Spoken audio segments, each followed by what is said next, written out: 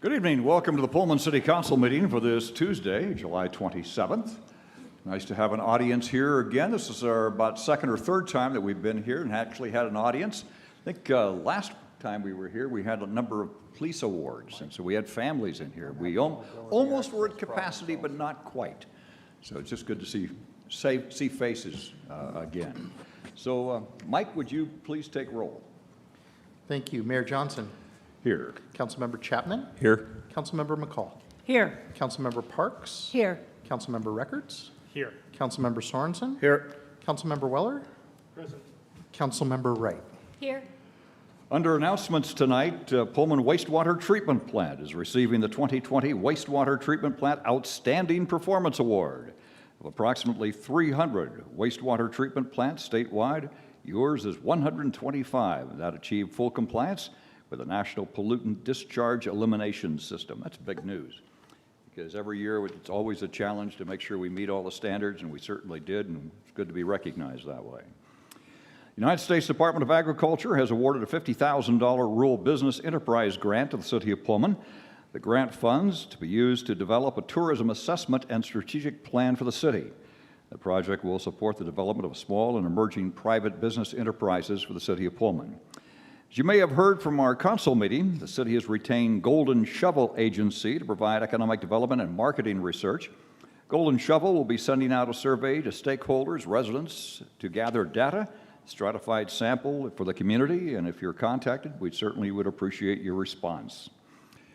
I was in a Zoom meeting yesterday with Governor Inslee and Secretary of Health Shaw, exploring ways to increase vaccination rates for Whitman County. Commissioner Art Swanek and Health Director Chris Skidmore also along with that call, along with representatives from Asotin and Benton County. They're just basically trying to focus on the counties that actually need to get more vaccination rates going. The state is looking for ideas, and I had a chance to share those along the way. As you probably have read, COVID-19 cases are increasing across the state and the nation, again, mainly among the unvaccinated. I know personally a couple of people in the 70 to 80 age range that did contract COVID-19 after being fully vaccinated, but they described their symptoms as a sore throat and like a 3-day cold. If they hadn't had the vaccine, medical personnel say they would either be on a ventilator in ICU or dead. CDC says almost 189 million have at least one dose, 56.9%. 18 and over, 69%, 65 and over, across the country, 90%. Tomorrow, head to Rainey Park and enjoy the live concert and performances by the American Bonfire. Show starts at 6 p.m. Also enjoy some family fun at Rainey Park. Again this Friday, catch Onward movie as part of the Movies at the Park series. And again, Bonfire is a name of a musical group. It does not mean we're having fire. I just want with Ryan Schornhorst, our Assistant Fire Chief in the back, I just want to make sure that you were okay with that. Okay. With that, we now have a number of presentations tonight, and the first one is going to be, it's almost like class, we're going to get grades here. We're going to hear about our pavement rating conditions, and with that, I know we've got Kara Haley, who is with our city engineer, so we'll start with you.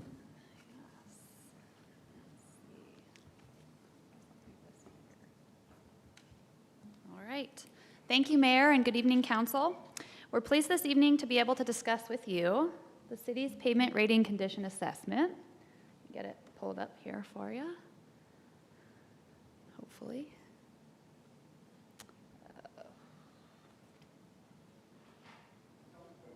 Okay, perfect. All right. So the overall scope of this project is twofold. The first was to assess the street condition of the city's street network throughout the city of Pullman. And then second was to develop and implement a pavement management system. I'm going to give you a brief timeline. So the study was initiated in late 2018 following a request for proposals process. 4 proposals were received, with Stantec Consulting Services ultimately selected to lead us through this process. A professional services agreement was executed by March of 2019, and data collection started shortly thereafter. A final report was completed in March of 2020, and then this very week we're actually in the process of deploying associated software and receiving training accordingly. So, let's see. As we dive into the presentation further, you're going to get a better feel for what this quote says on your slide. It says, right treatment, right time, right section. This actually comes from Fatty Jaden, who's our project manager with Stantec Consulting. And he's the project manager on this project from Stantec, and he's a pavement specialist. And he's here with us this evening, and I'm actually going to pass the mic off to him. And he's going to talk to you guys about the methodology behind the study, as well as some data collection techniques. And he's also going to give you guys somewhat of a pavement management system 101. So here he is. Good evening. Thank you, Kara. I've had the pleasure to working with Kara for the last couple of years. She's a great asset. So thank you. So I have a few slides to go over, and hopefully I bring my point across here. So what we did is we used this vehicle to travel every road in the city at posted speeds without interruption to traffic. This vehicle here, what we refer to as our Road Tester 3000, has a bunch of gadgets that I will talk more about in the next slide. But essentially what it does, it takes an image of the pavement surface in slices, and it stitches those along the way until it finishes each road section. At the end of the run, we will have a full pavement high-resolution image of the pavement surface. That image goes into the office. Trained technicians pull that on a computer, and they rate the defects that they see on the roads. And those defects, they get rated for the type. So we have an example here like alligator cracking, longitudinal cracking, rutting, et cetera, et cetera. And for each of those, we also rate how much there is. So that's the extent, as well as the severity. So if we're talking cracking, we have low severity, medium severity, high severity, and that's depend on the opening of the crack. So all of that information gets fed into our road matrix pavement management system, which we've just implemented for the city. And what road matrix system analysis would give us would be indices that describe basically the performance of each road section within the city. And that performance is described in 3 different indices. Every one of these indices is on a scale of 0 to 100. 100 means perfect, 0 means total failure. So starting with the Ride Comfort Index, or RCI for short, so that basically is a measure of the ride quality of the road, followed by the SDI, or the Surface Distress Index, which is a measure of the condition of the road surface. Is it good? Is it bad? A lot of cracks, or what's going on? And to get an overall condition, we have what we call the PQI, the Pavement Quality Index, which is a function of the Ride Comfort Index as well as the Surface Condition Index. So this is just highlighting some of the components on that van. So in the back here, the one that takes basically 2D imagery and 3D profiles of the pavement surface, we call that the LCMS. And what that does, as I said, it will take images of the pavement surface to get rated in the office. Every piece of information we collect as we travel has GPS coordinates associated with it, so we know exactly where it is located, and we're able to connect it and link it back to each of the sections. The front bumper here has a bunch of laser sensors that will actually measure the lateral or transverse profile that will give us rutting, how much rutting we have on the road, as well as the longitudinal profile that will give us the ride quality. And we have a 360-degree camera on top of the van that will actually capture the right-of-way images. We can use that potentially to extract assets that we were able to see in the camera, including signs and signals, et cetera, et cetera. So some of the advantages of using such a methodology or a process to collect the condition data is, first of all, it is objective. It's not subjective. In the older days, even nowadays, there are still people rating and they will look at, like through a windshield survey, as what we call it, they will estimate the amount of cracking and so on and so forth. So that's very subjective. It's not repeatable. With this being an objective methodology, it is repeatable. So 3 years down the road, when we try to do another cycle, we'll be able to compare results and see where we headed, you know? And then this is obviously safe, right? There's no interruption to traffic. There's no anybody walking the streets. It's just a vehicle, driving the streets at posted speeds. It's very efficient, obviously, because we're not rating as we go. We rate in the office. So we just have to drive the roads. And we have very accurate location information, which also an assurance of where the data is collected and which data is associated with which road section, essentially.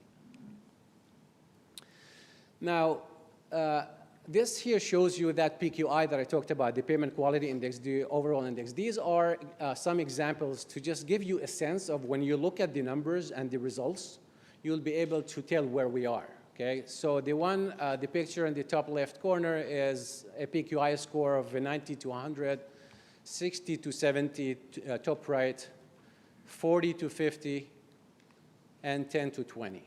Remember, 100 means perfect, 0 means total failure.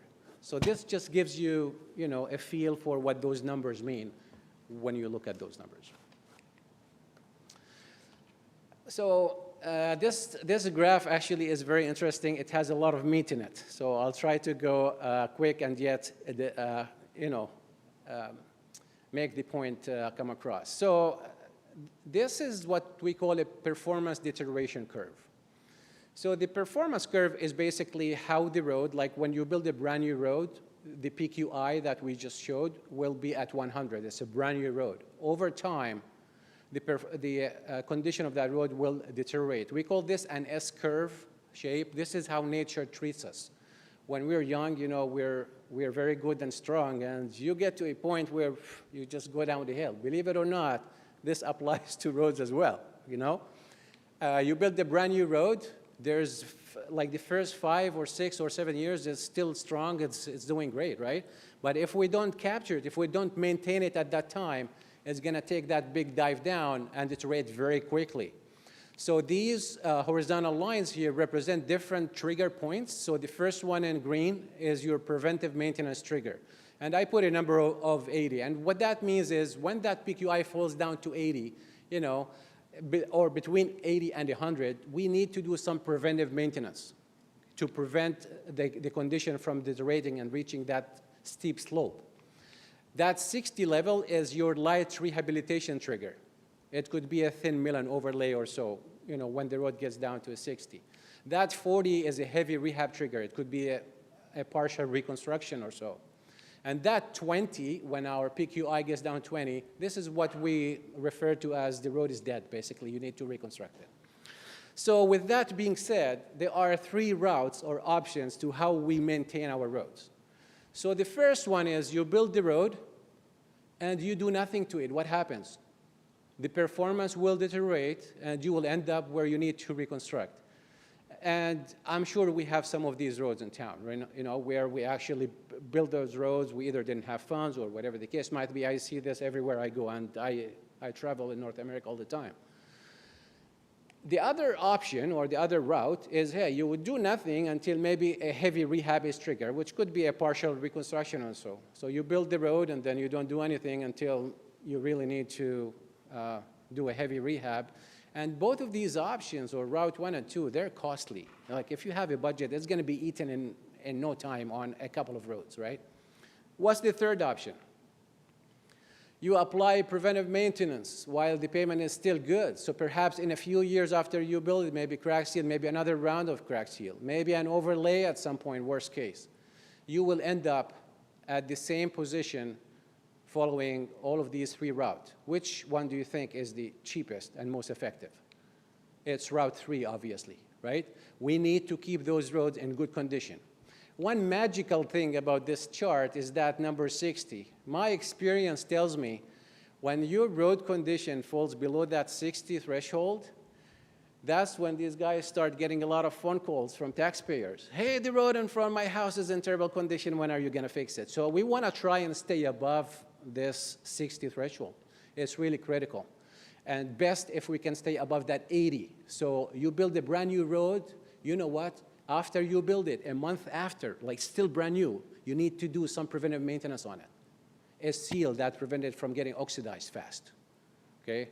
So there are things that can be done.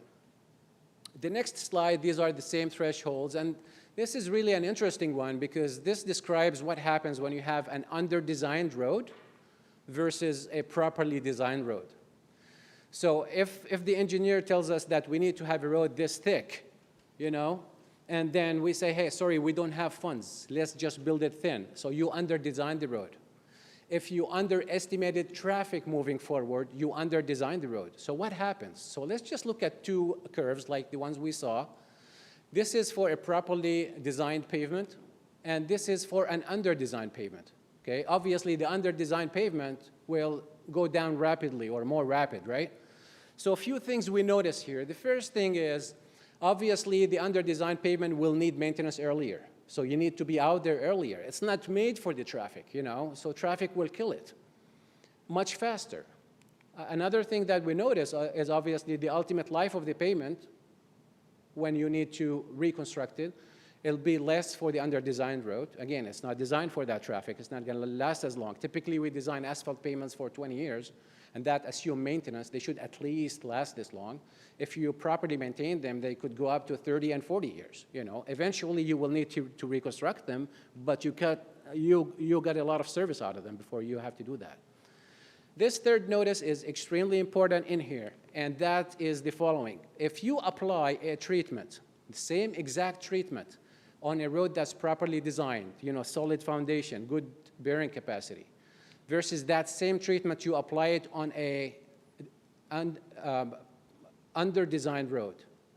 This is how much life you will get from that same treatment if you apply it on an under-designed road versus this much when you apply it on a good road to begin with.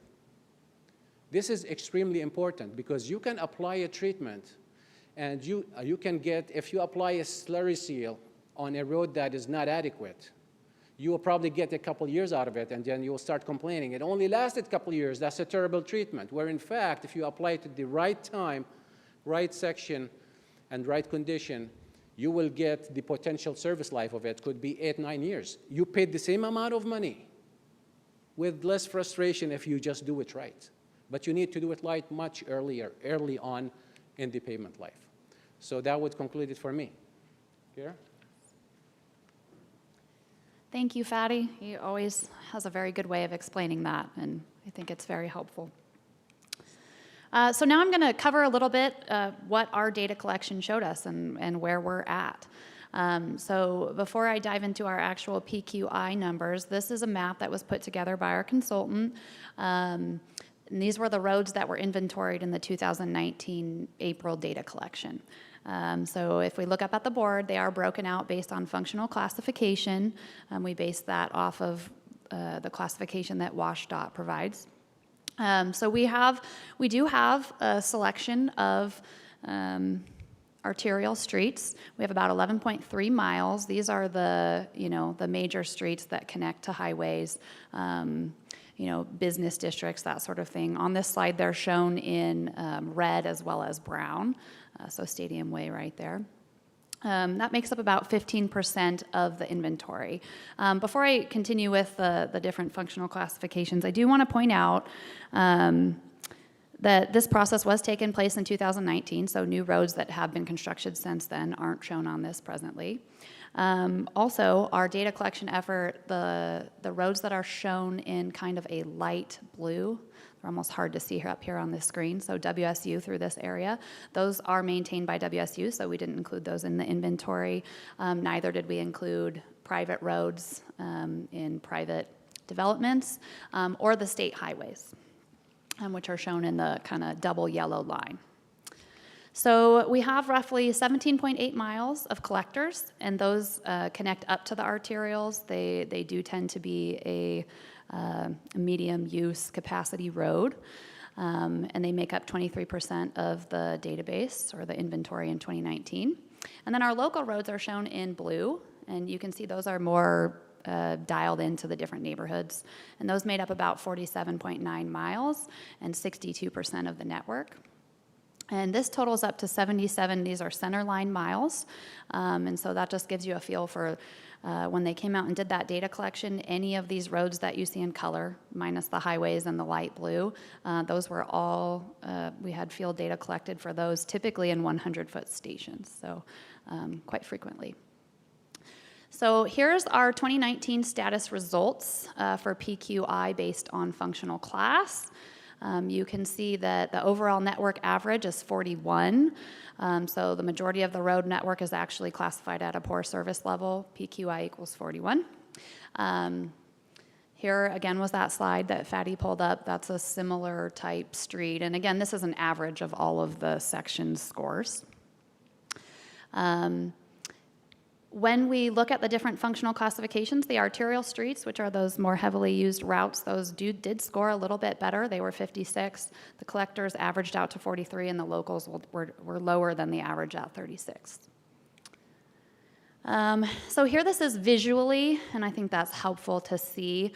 When we look at the green lines on this figure, they make up about 18%, and those are actually good. So, you know, we have the average of 41, but we do have roadway segments that are in good condition, some that have been recently reconstructed on some of our projects, you know, stadium ways in there.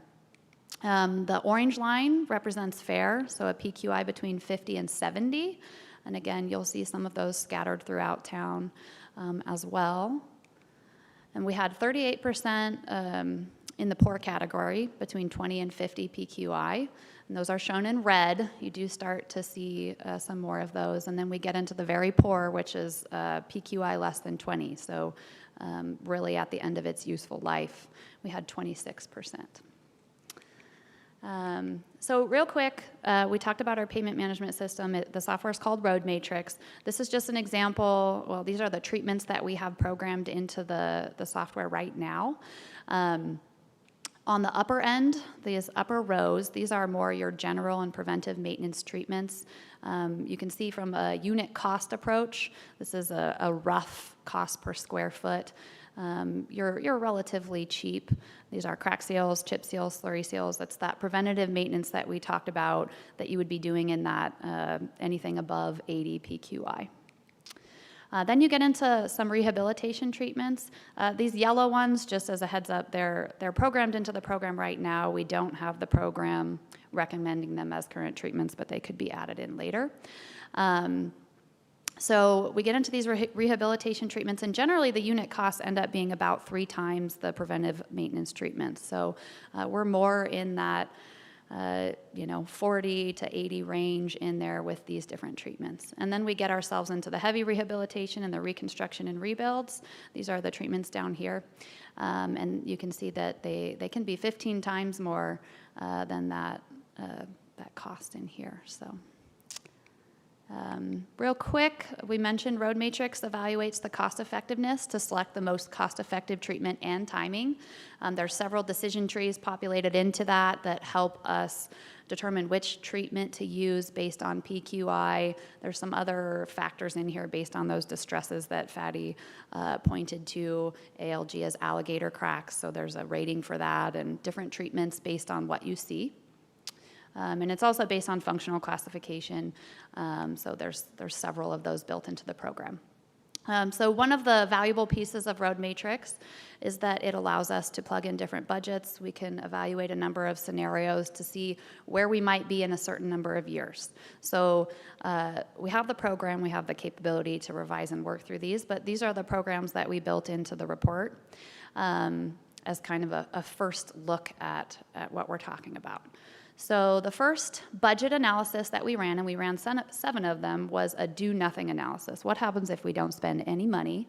And you can see here's our average network PQI at 41. If we don't spend any money over the next 10 years, we'll actually drop our PQI score by 28, and we end up at 13. Obviously, we don't want to do that. And the program allows you to approach these different ways. So you can plug in a budget and find out what your PQI will be. You can leave the budget optional and plug in a PQI, and it'll tell you how much budget you need to spend. So there's a lot of flexibility. Maintaining a PQI of 41, we see that over 10 years, you need to spend roughly $9.184 million. That would average out to around $918,000 per year spent on your roads. Now, that's not far off from what we're currently spending, what our current budget and approach is, and that's this option with these 3 asterisks. It's averaged out a little bit because we usually do a big arterial streets project every 3 years, and then we have a slightly smaller accelerated streets project. But if you average that out, we're spending $933,000 per year. And currently, and we have budgeted into CIP to kind of change this approach a little bit, but we really only do about $12,000 worth of preventative maintenance under a contract with the county. And you see, over the 10 years, we actually drop our PQI by a little bit. So we're not catching up. We're staying relatively steady, but dropping a little. This next option is similar. It's the same budget, except we've not limited what preventive maintenance treatment we can do, and we haven't limited the budget of that. So any portion of this amount could go towards preventative treatment methods. And we end up spending a similar amount over the 10 years, but we do end up coming out about 1 point higher. These next 2 scenarios are relatively arbitrary, but they look at, okay, what are some reasonable spending amounts that we could up, and where would that put us? And it starts to bracket kind of what the response of the system is. So if we up our current spending, roughly $600,000 per year, we end up spending about $15.3 million over the course of 10 years, but we have actually bettered our overall system, and now the system comes in around 54. Again, this is the overall network PQI. You up it another $600,000 per year to roughly $2.13 million per year spent, and you can get yourself up into kind of the 65 range, which actually puts you back in that fair category rather than being down in poor. So you start to get a feel for what kind of funds we're talking about to see improvements.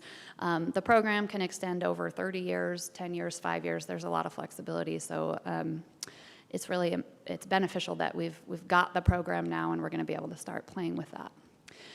Lastly, this is it's not a real practical method, but it provides a lot of information, and I think it's important to point out. It's called the needs analysis.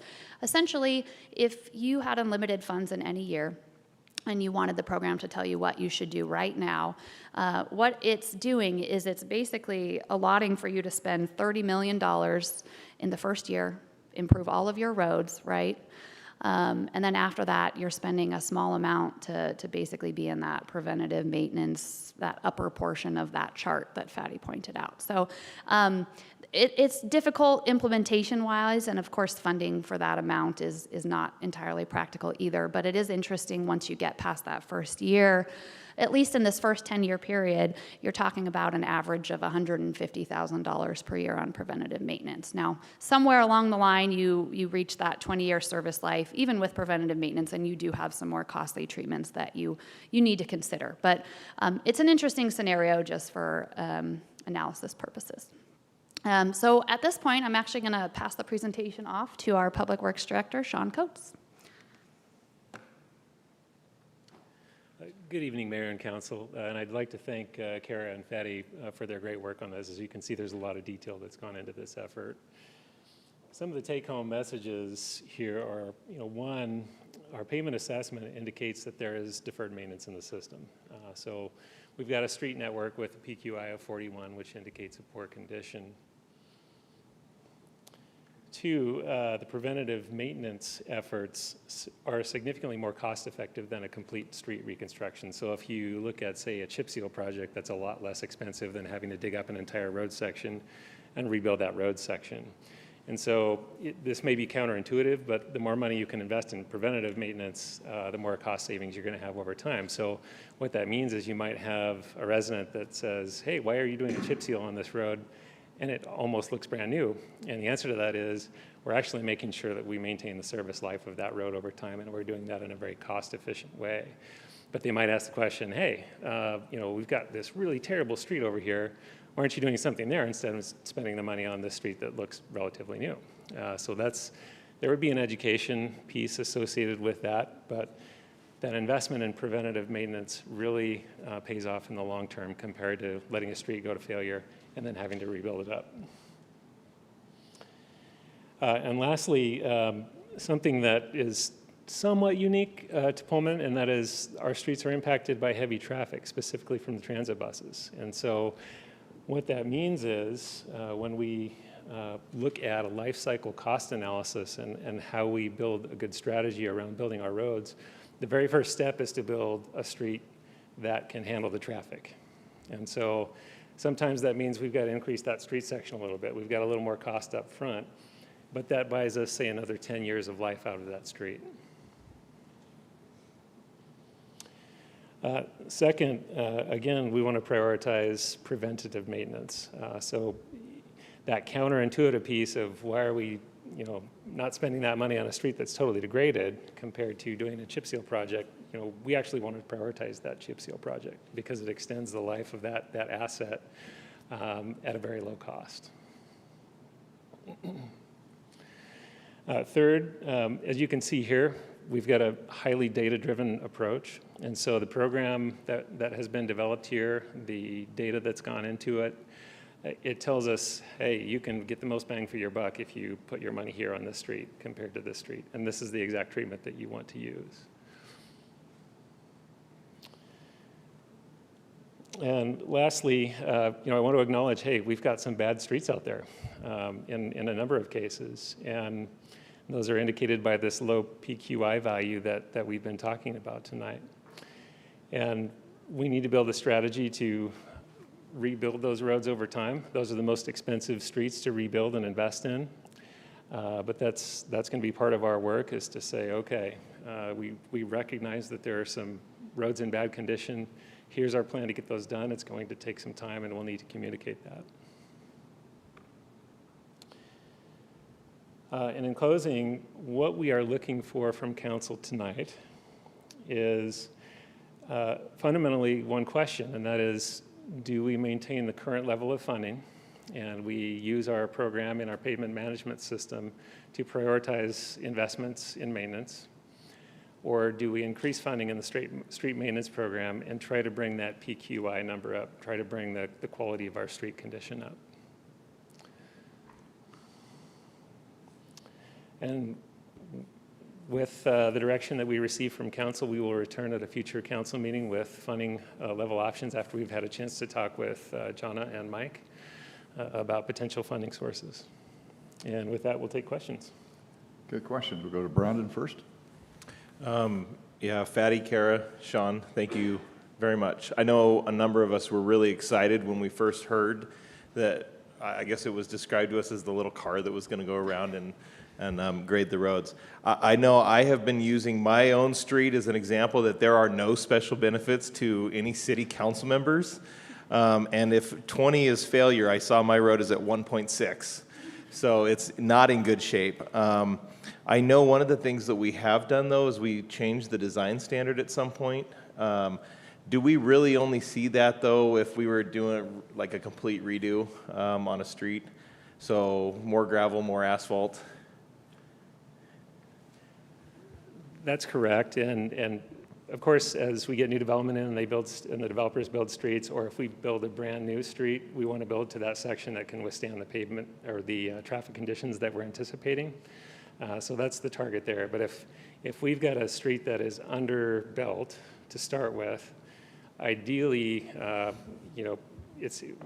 it would go to a failure condition at some point. Ideally, we would rebuild that to a thicker section.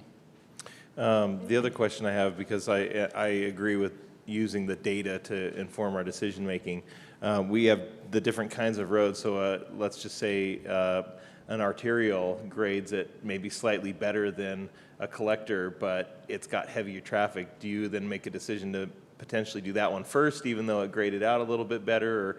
Or how are you using this data to inform those decisions? Do you have a special algorithm, in other words? Yes, that's a great question. And the answer to it is this. So any payment management system is meant to be for the network level planning opposed to project specific.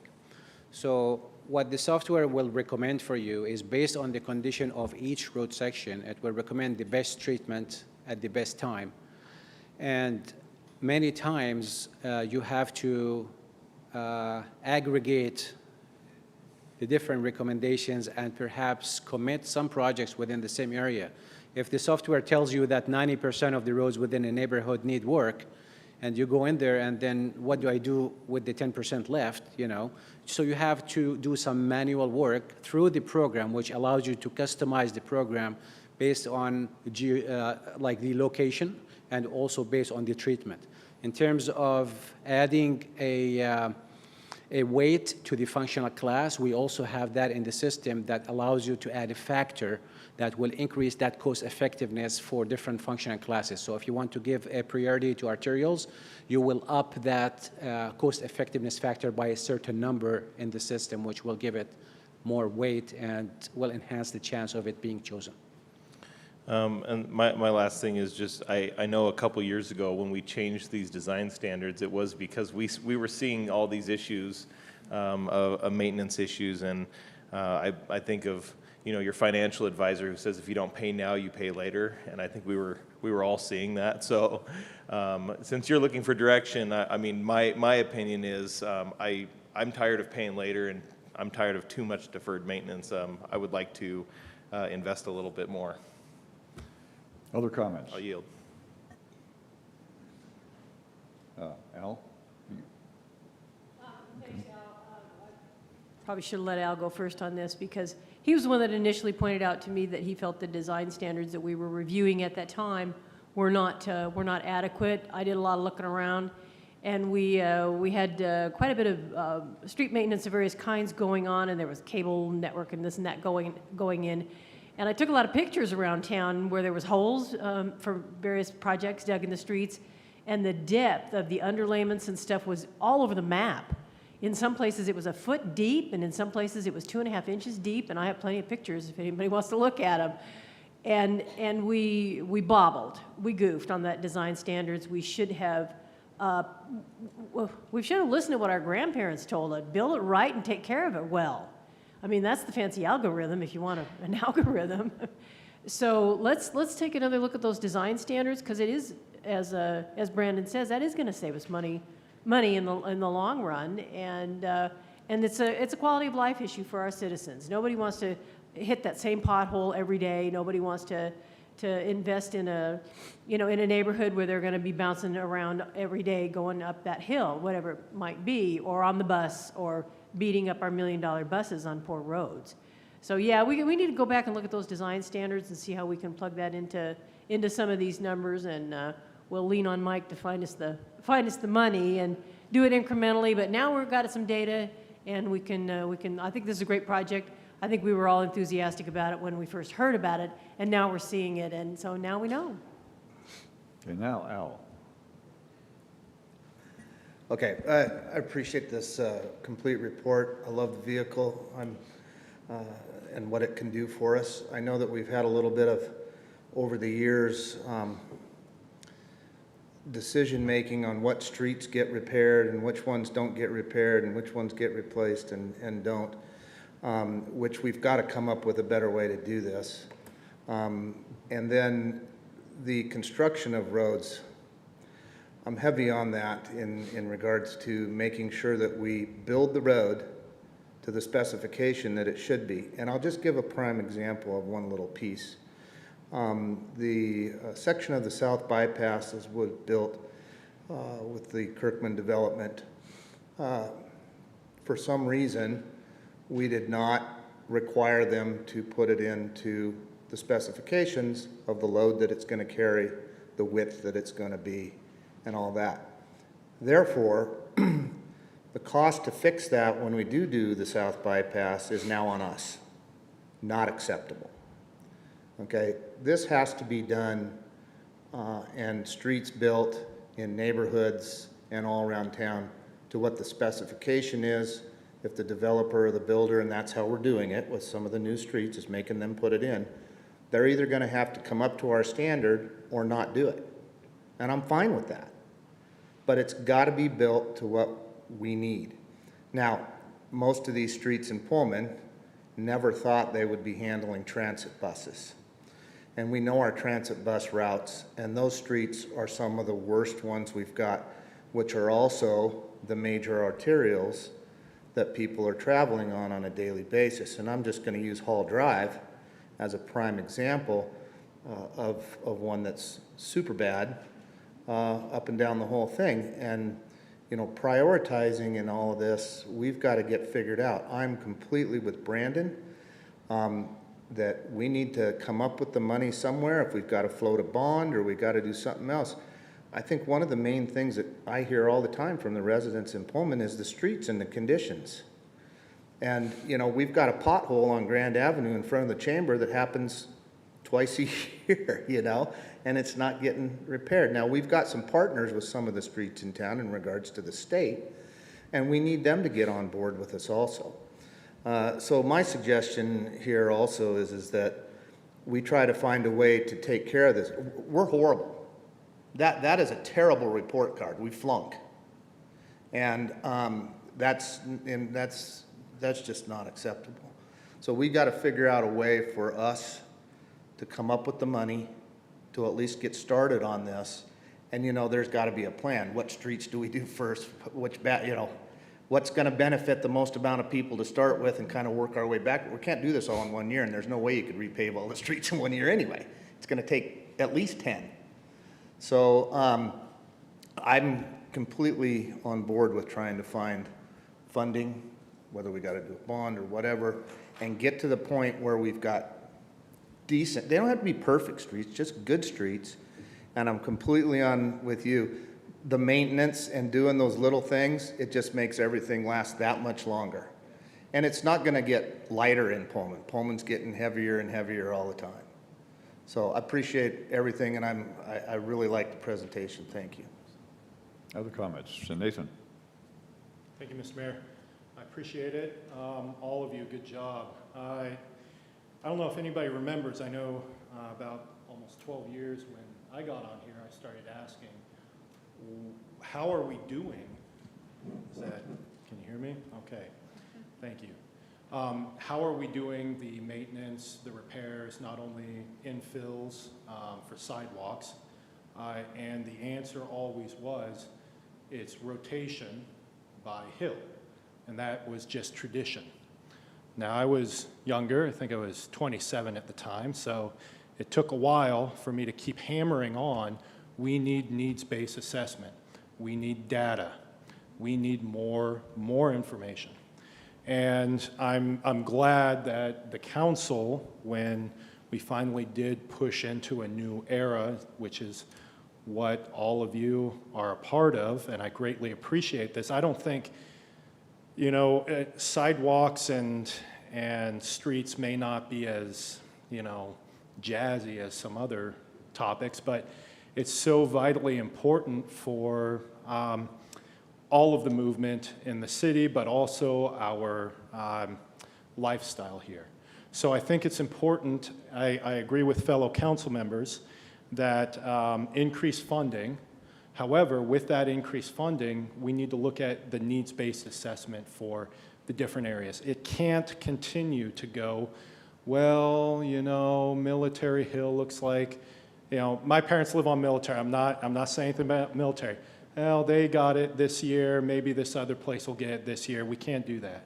We have to go by the data. I think also you discussed, Sean, about the deferred maintenance.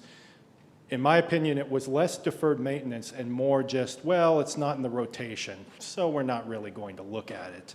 And, well, I heard about this bad street, maybe we'll look at it now.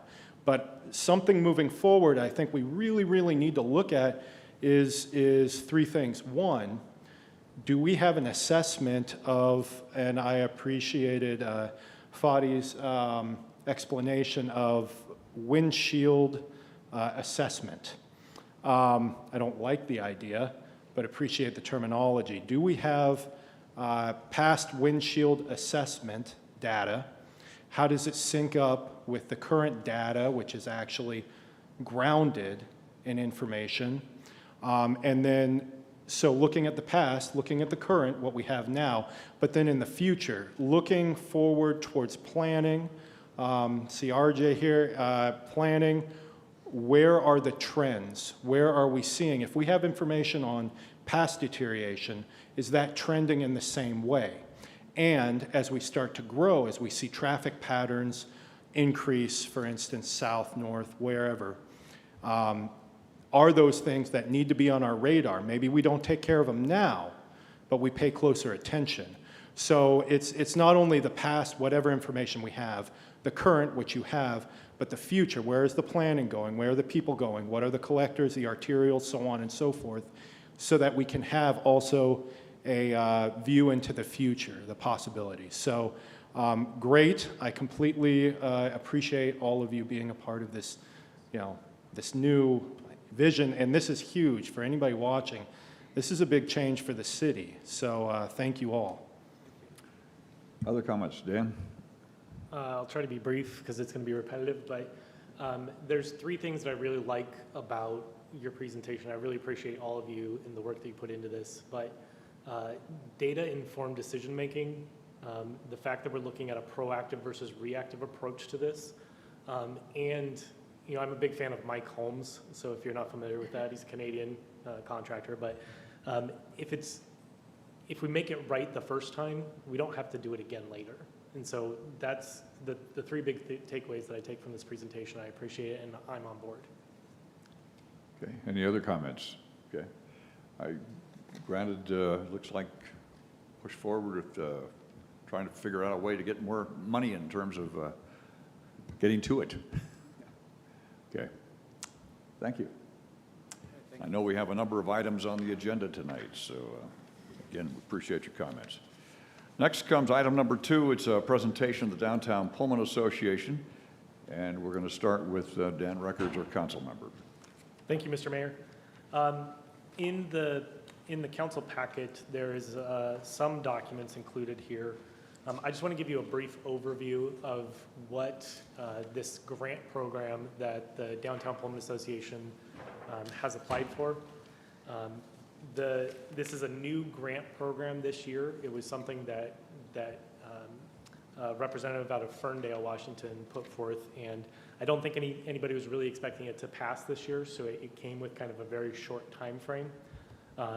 There was a presentation done on July 1st, and the next meeting of the Downtown Pullman Association, we discussed that presentation and discuss moving forward with applying for this grant. And what the grant is for, it's a capacity building grant, so it's for assistance financially, but also logistical assistance in trying to help Main Street programs onboard their first executive director.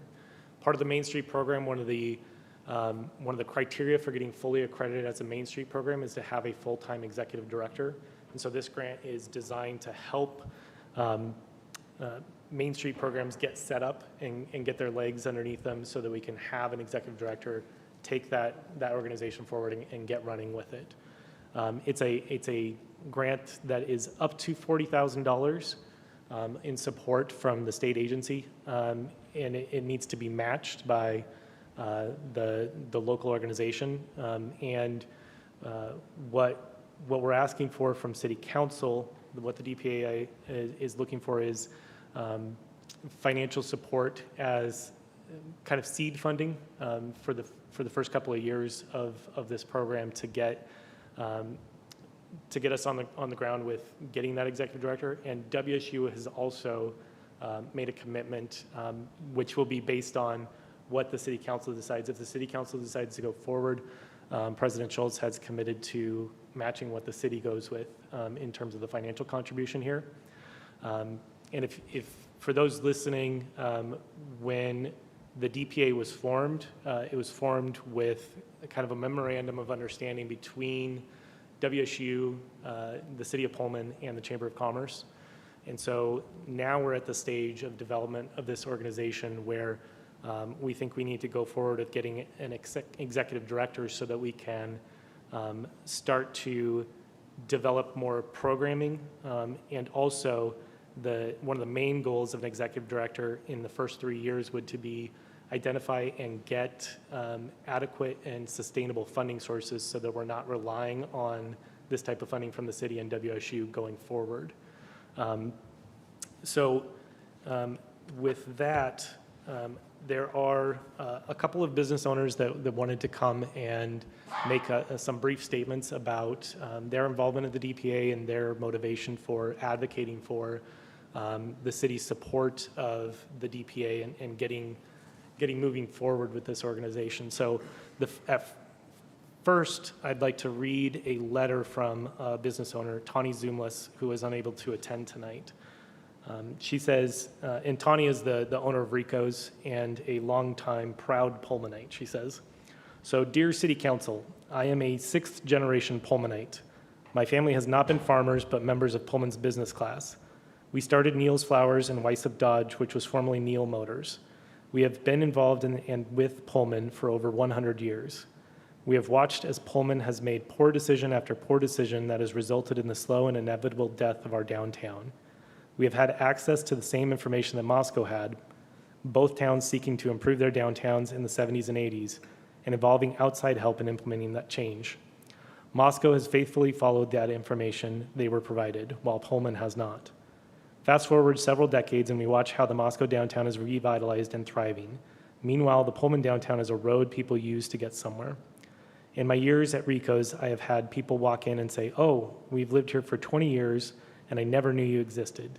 And when I question them, they eat at Moscow almost exclusively, with some exceptions that are almost all outside of downtown Pullman. We have a beautiful downtown and we have families like mine that are dedicated to the downtown here in Pullman.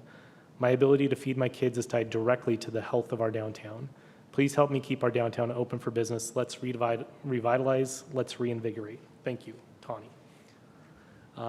And so now I'd invite, we've got a couple of business owners, if you'd like to come up to the podium and make a brief statement. And please introduce yourself, let us know. Hi, I'm Judy Cold. I own Sanctuary Yoga Bar and Dance and Smoothies on Main Street. I, unlike Tawny, am new to Pullman, or newer. I invested here about 9 years ago, and I didn't see, I did see degraded downtown, but I saw what I saw as an underserved and an opportunity, right? An opportunity to build something that could thrive. I saw college towns like Bozeman, Corvallis, and I saw this wonderful campus and this great school system in this wonderful town and said, wow, this is a fantastic opportunity. So I did.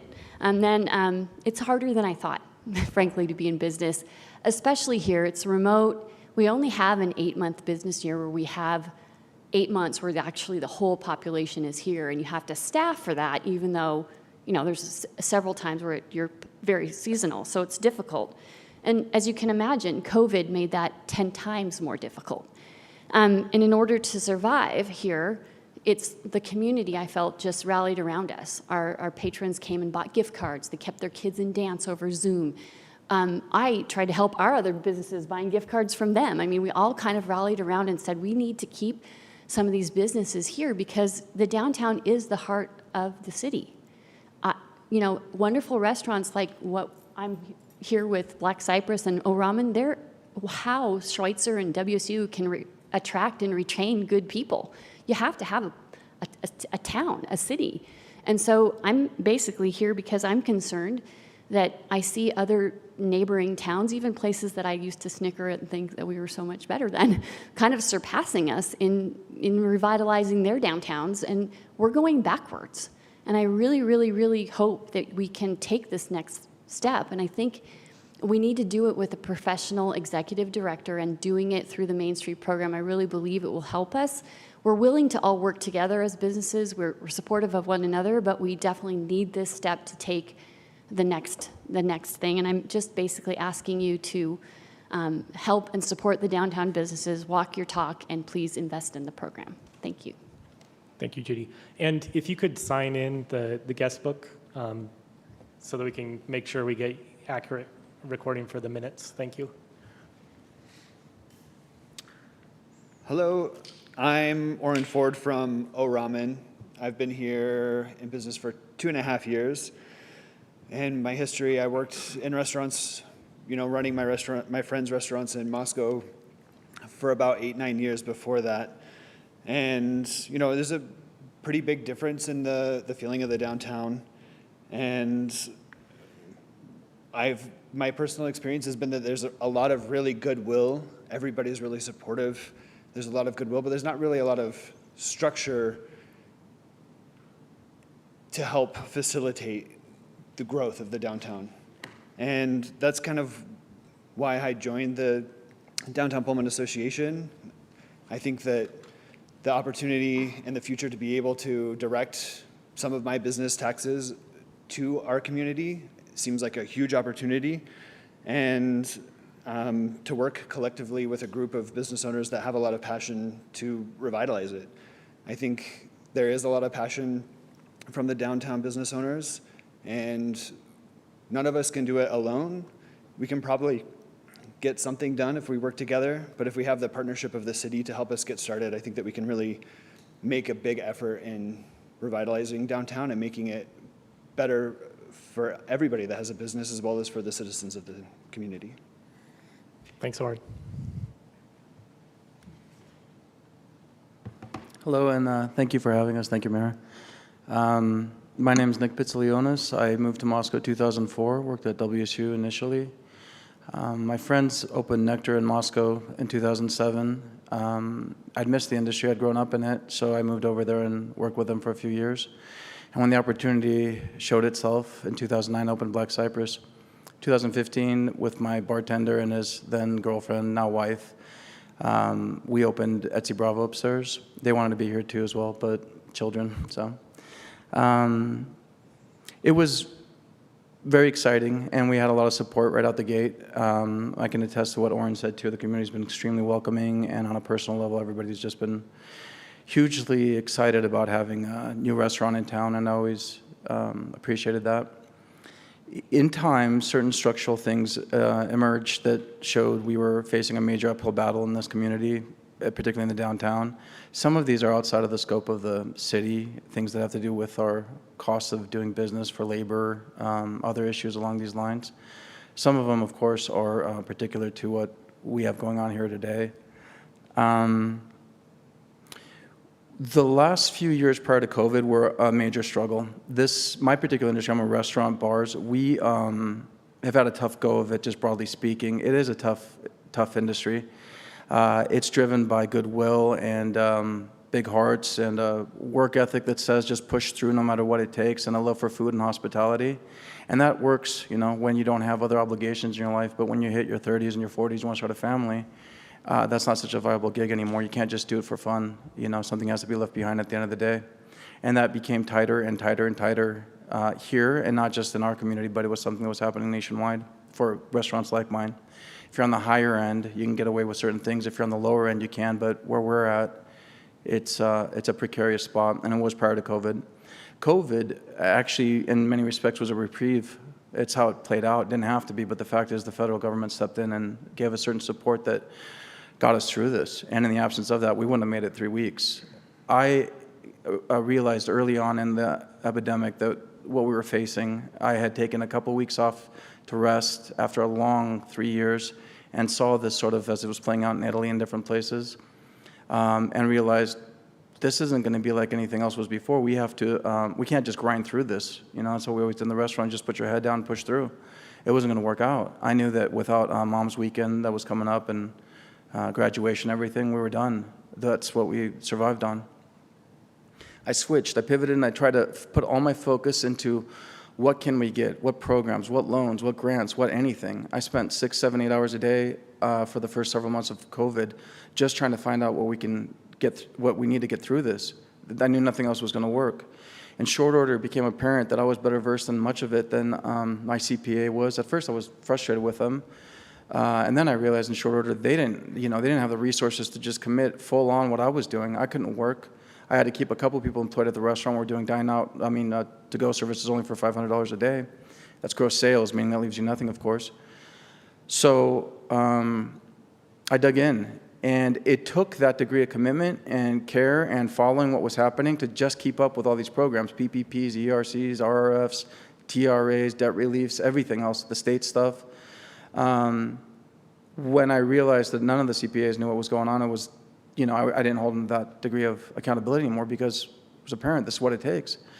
Since then, my focus has sort of shifted towards what's, those have played out and what's happening here in our community. As such, I'm kind of scared to go back to work full time. I'm scared to lose sight of what we have going on at this thing because I'm afraid of, is it going to be picked up and be pushed forth by somebody else when not just me, but my colleagues in this industry that have looked at it really critically to see what's going to take to survive the situation. Will there be somebody there? When I heard about this, I got very excited. We want to work in our restaurants. That's what we've done. That's what I want to focus on. I want to go back and cook and serve and do the things that I got into the industry to begin with for, but I'm scared to because I don't want to end up in the same situation I was 2 years ago, where you're just grinding it out and getting nowhere. There are things that the community can do to put the wind at our back, and I think we really need to focus on those. It might look like everything is going well and places are busy again, but we have untold amount of debt coming up that we're going to start having to pay come the beginning of next year. A lot of us, we've gotten grants, we've gotten all sorts of things, but we also have deep debt that we're going to have to contend with. And 6 months, a year of busy services aren't going to get us there. Now, meanwhile, we have a major labor shortage. That's one way of looking at it. It's also can be described as a general strike. People are sick of this work. 1 in 3 people, a report came out a couple of weeks ago in the hospitality industry, don't intend to come back.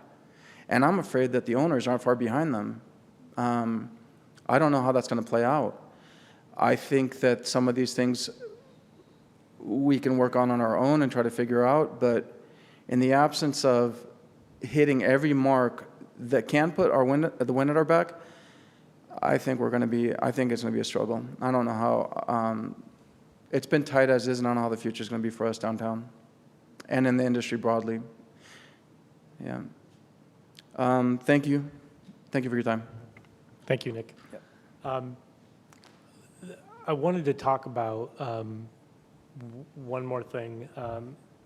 When we were going through the BDS plan, one of the things that was talked about during that BDS plan was the need to have somebody that lives and breathes every day downtown Pullman and is working to the betterment of downtown Pullman.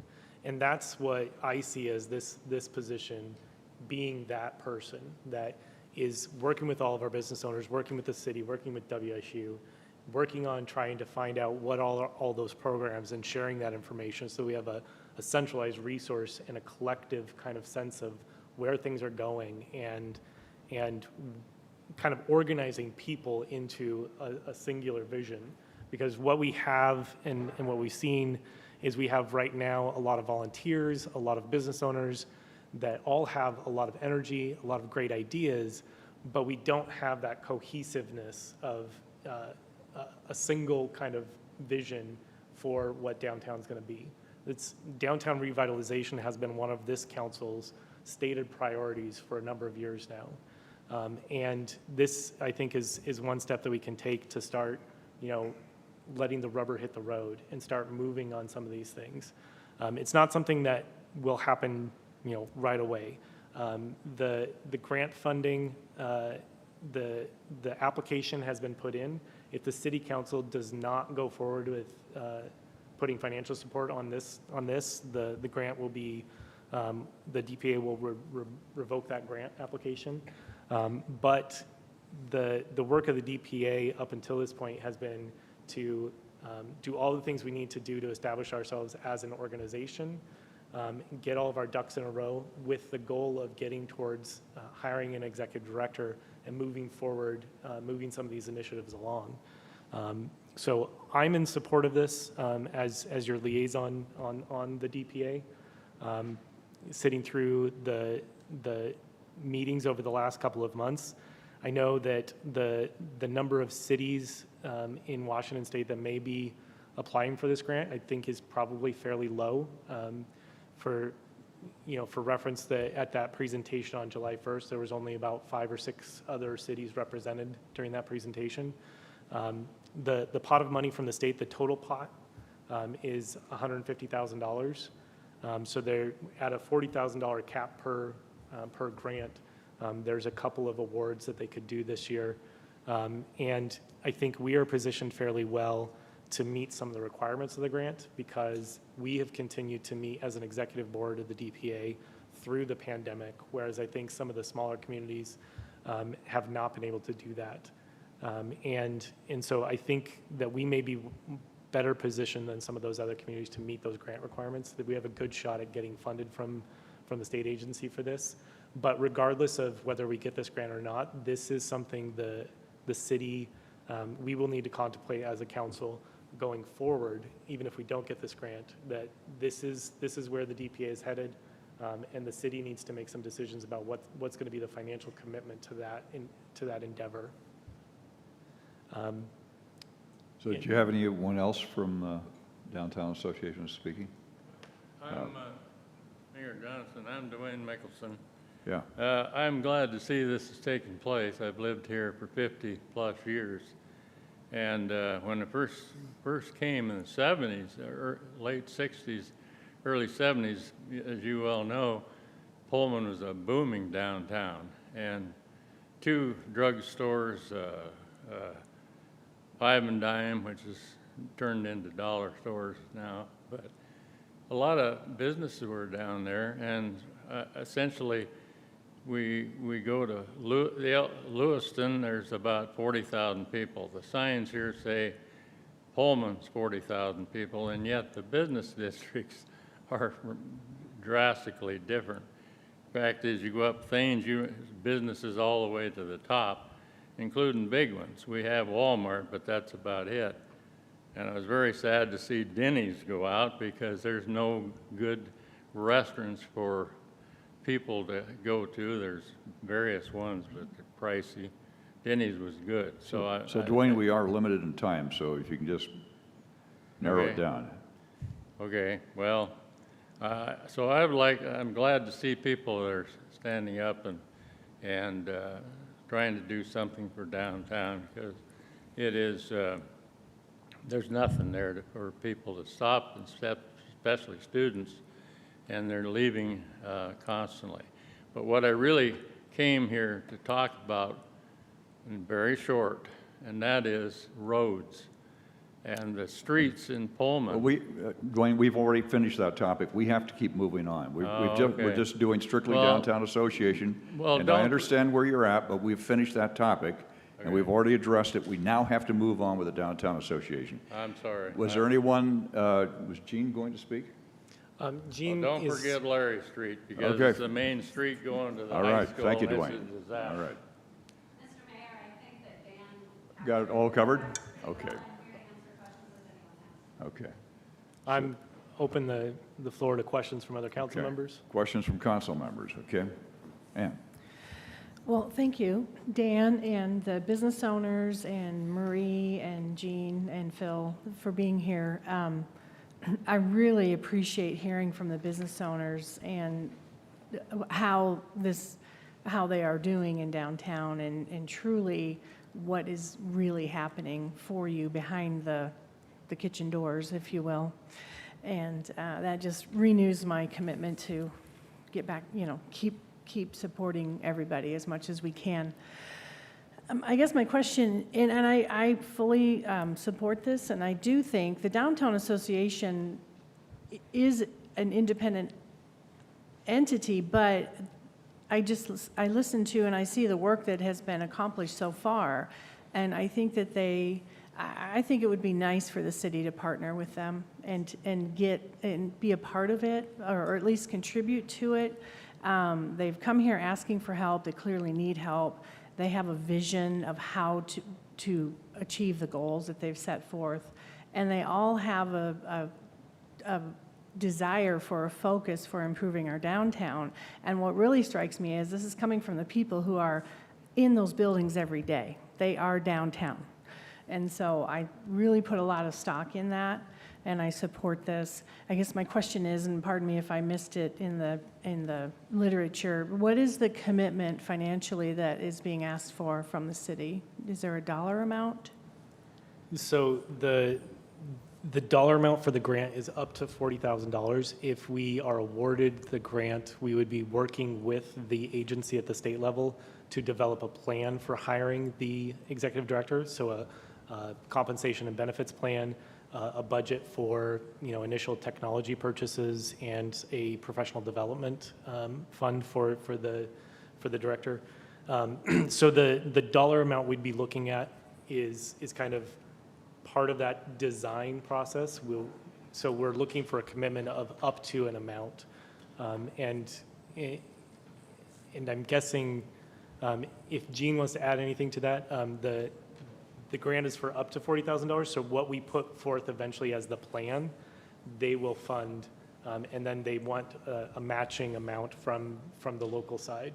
So that would be WSU putting in a portion, the city putting in a portion to match, to get to that level of what is that total compensation plan and all of those budgeted items. I see. Okay, Do you want to add anything to that, Jean? Would you like me to add a little bit?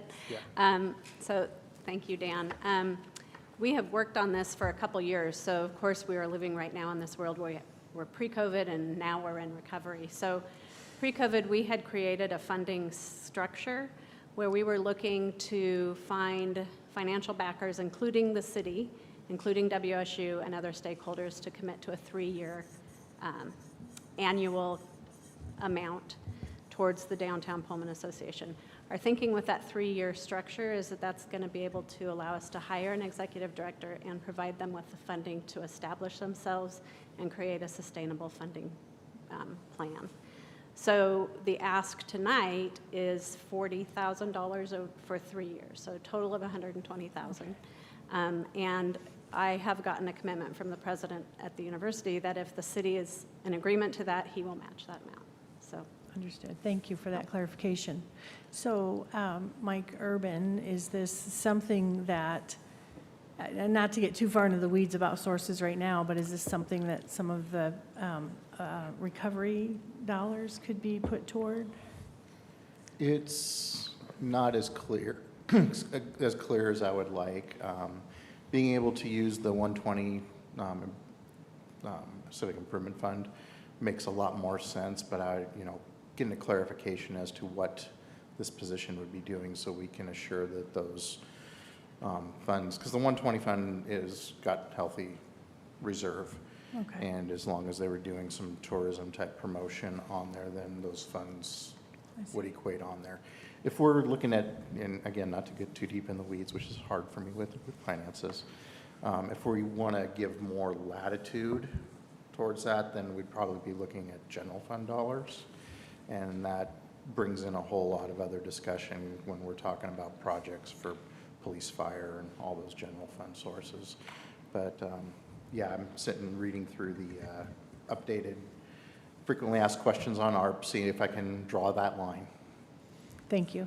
And I'll add something to that, if I may.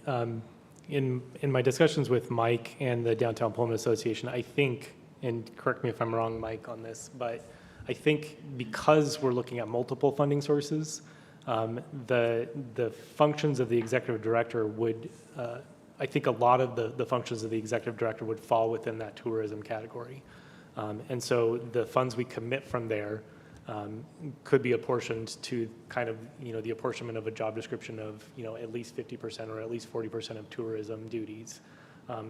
Those types of things. I think that gets us to that fund being applicable, and we could use that fund for this position. And from discussions with Mike, I think that's where the most comfortable spot is to put the funding source.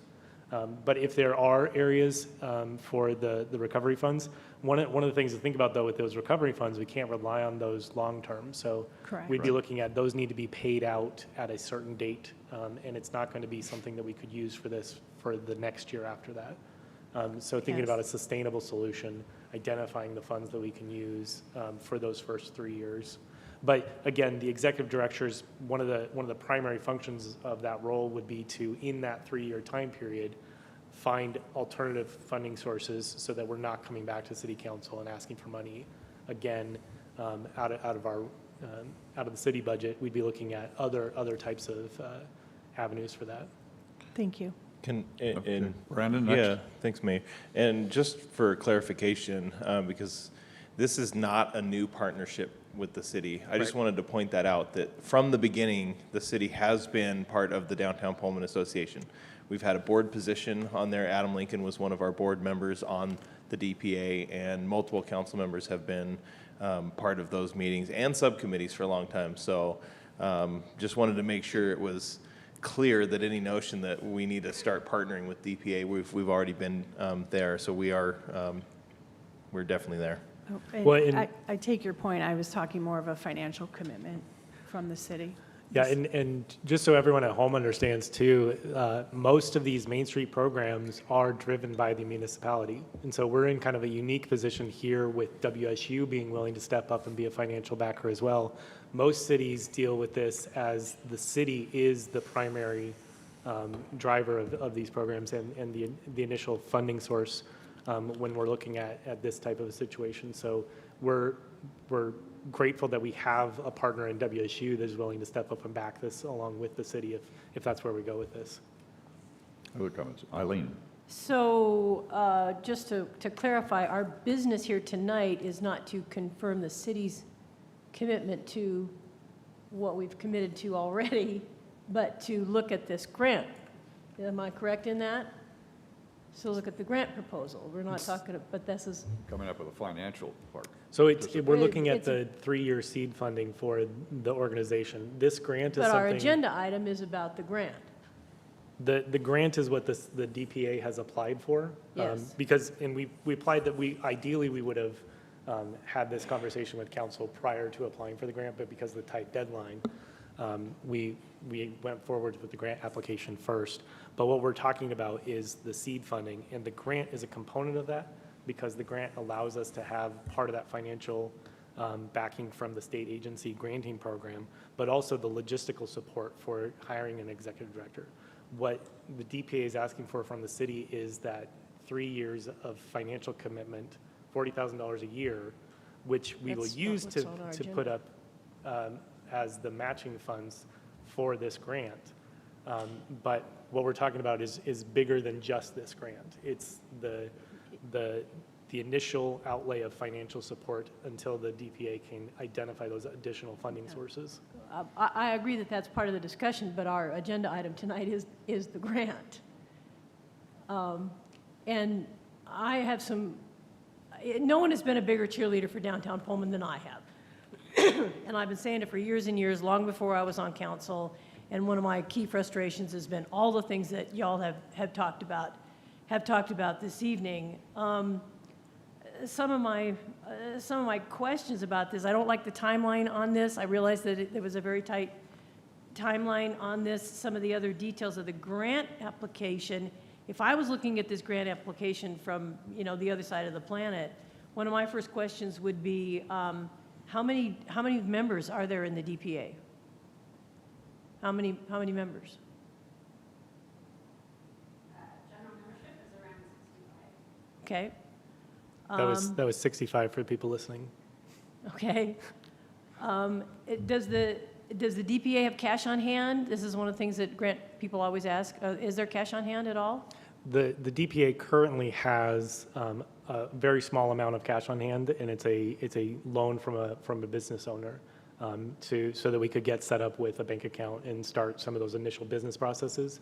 But we don't have any other source of funding currently, which is part of the need for asking for the financial assistance from the city right now.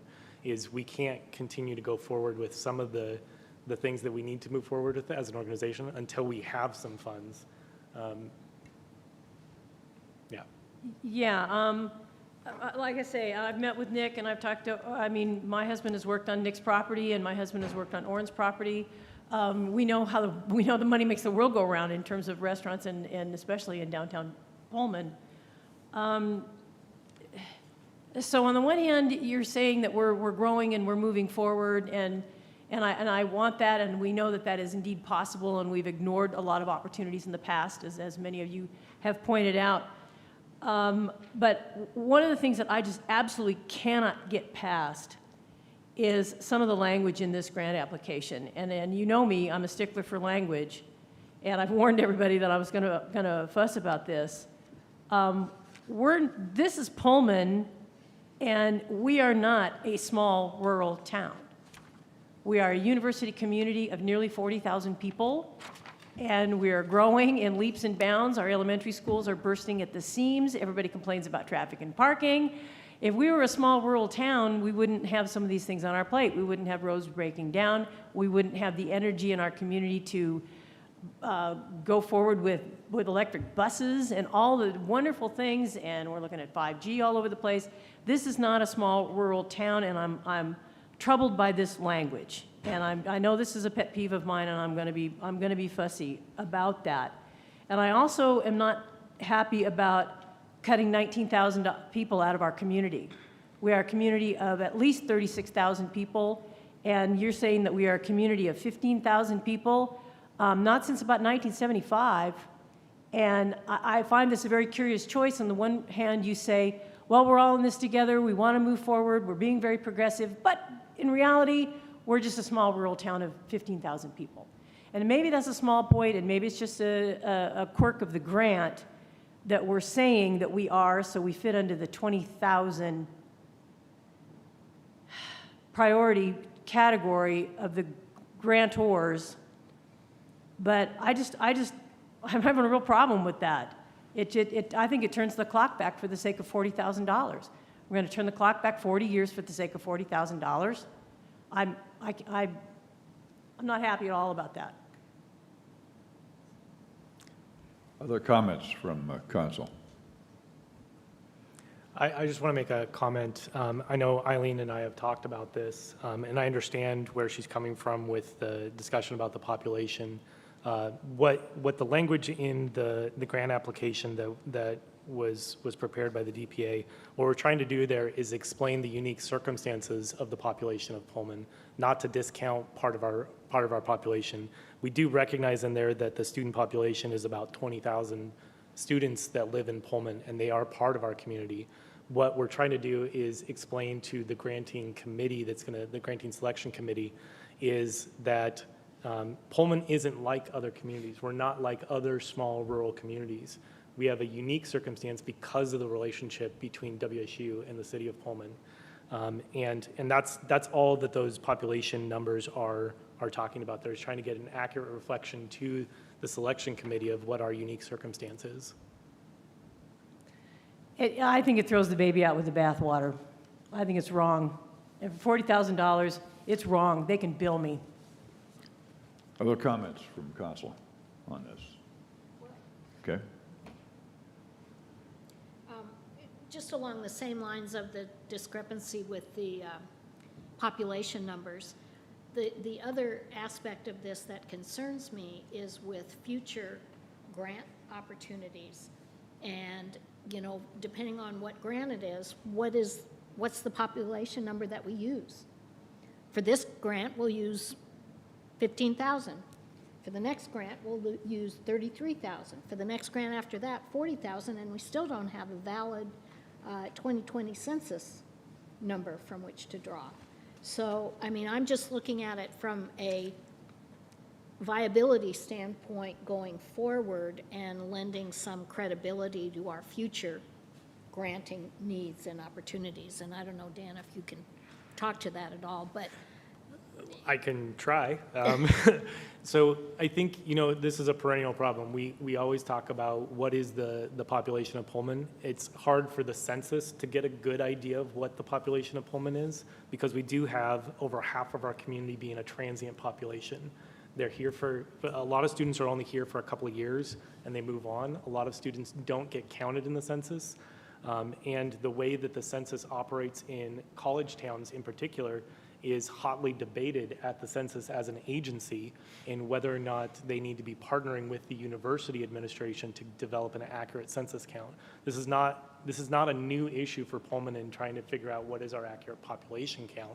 And that's why we put more explanation into that section there. The grant does say that they are prioritizing the decisions towards communities under 20,000. And we had Jean had communications with the leadership of this granting program, and talking about that, and they thought it was a good idea that we explain what our population characteristics are. It's not that we're trying to hide the fact that that our population is rated at 34,000. It's to explain that the transient nature of our student population provides some unique challenges to our business community, specifically downtown businesses, like what several of our business owners were talking about, in that we rely on the student population, those big weekends, mom's weekend, dad's weekend, graduation.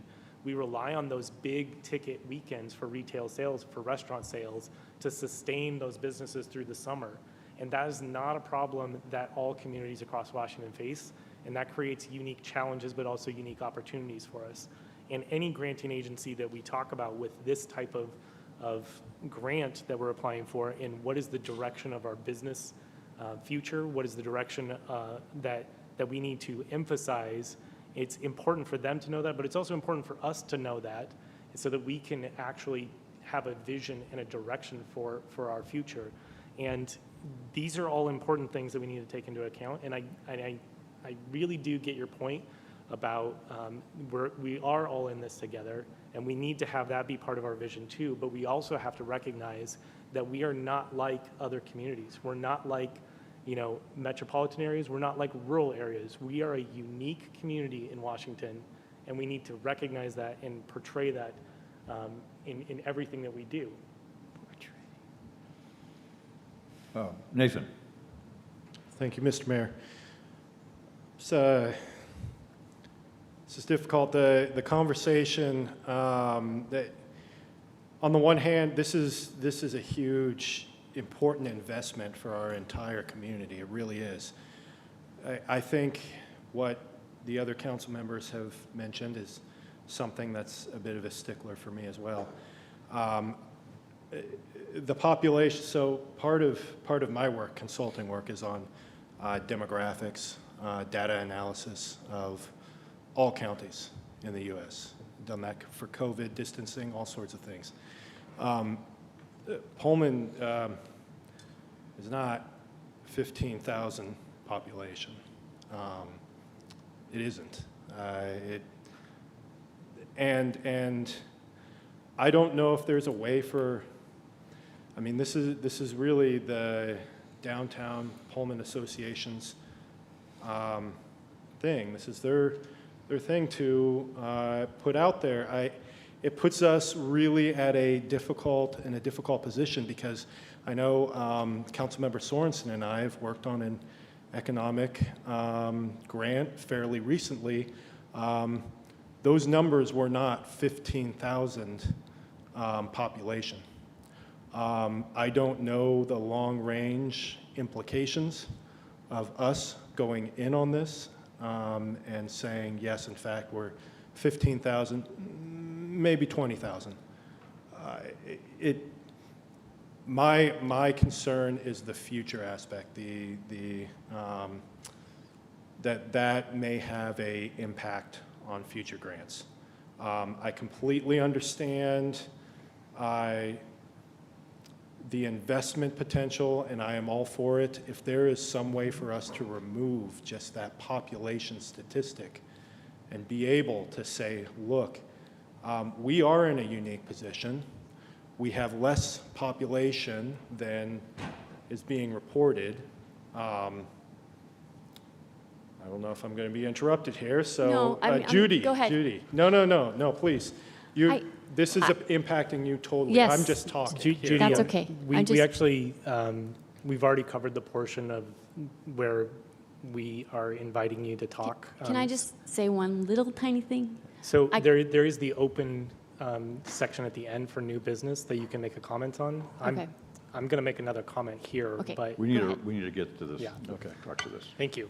I think that was just those are my concerns. If there's a way to remove that, I am all for it. My thing is the future implications for grants for us, even for downtown,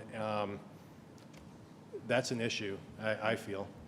Yeah, I'm going to, with Mayor's permission.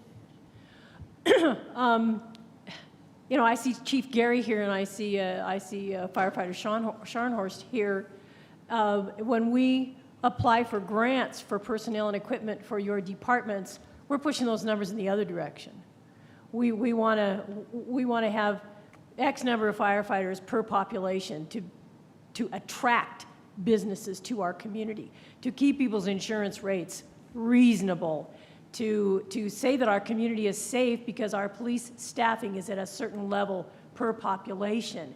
I realize these population number issues are very problematic, and I think that I think Nathan's got a great idea here. If there's some way we can modify this and not declare that 19,000 people in our community, and I did some quick math, are only worth 3/5 of a person. That's, I think, an incredibly offensive statement, Eileen. I can't let that go. I'm incredibly offensive by cutting 19,000 people out of our population. To compare this to the history of our country and our Constitution and the implication of 3/5 of a person is tied to slavery, I can't believe you just said that. Dividing people is dividing people. I can't believe you just said that. Mayor? I'm sorry. Mayor, have may one I more- ask a I question? have one comment. Okay. We'll let Dan do the comment, then back to Dan. The grant application packet literally says that our population is estimated at 33,598, and it recognizes that an approximation of our permanent resident population is 15,000. It's not true. It's literally what is in the packet. Our population is estimated at 33,598, and we are recognizing that a portion of that population is from the university student population, and that our approximate permanent population is 15,000. These are just objective facts. We are trying to explain in here so that the selection committee understands the unique population characteristics of our community. There's nowhere in here where we say that the student population is not a part of our community, that we are excluding them.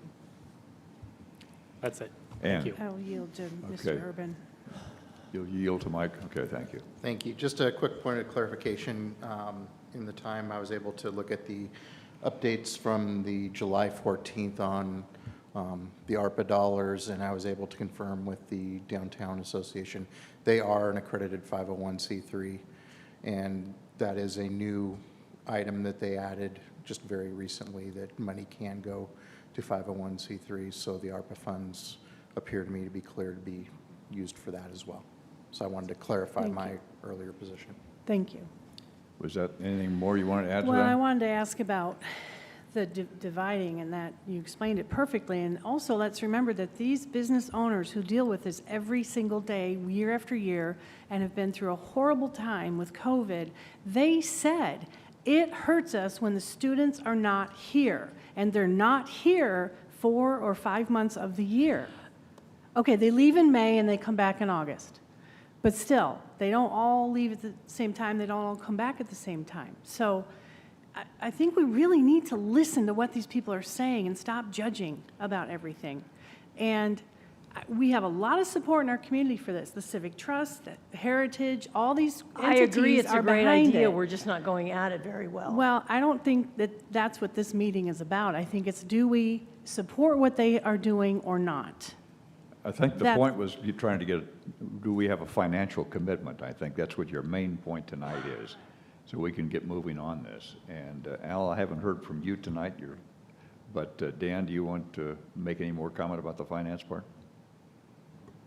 No, I need to not talk for a little bit. Okay. Al? Just a couple of questions and points and things here. So I just heard that the DPA has 65 members. How many businesses are there in the core BPA area? During the pandemic, you know, I think typically we would have contemplated having actual dues-paying members or membership with some official capacity where they're signing up and being a part of the organization. What happened during the pandemic is that we opened it up.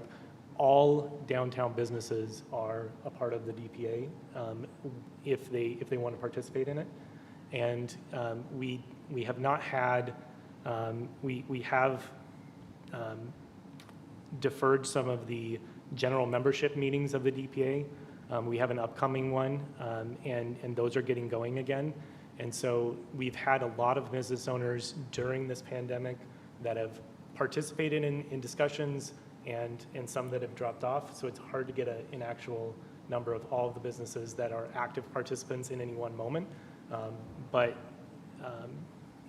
there has been, especially in the time that I've been on the DPA, there's been a lot more excitement, a lot more commitment from business owners to be actively involved in this.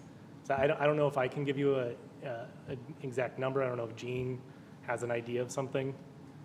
I don't have an exact number, Dan. I have a listserv that has 196 emails on it, but that's certainly not an accurate answer.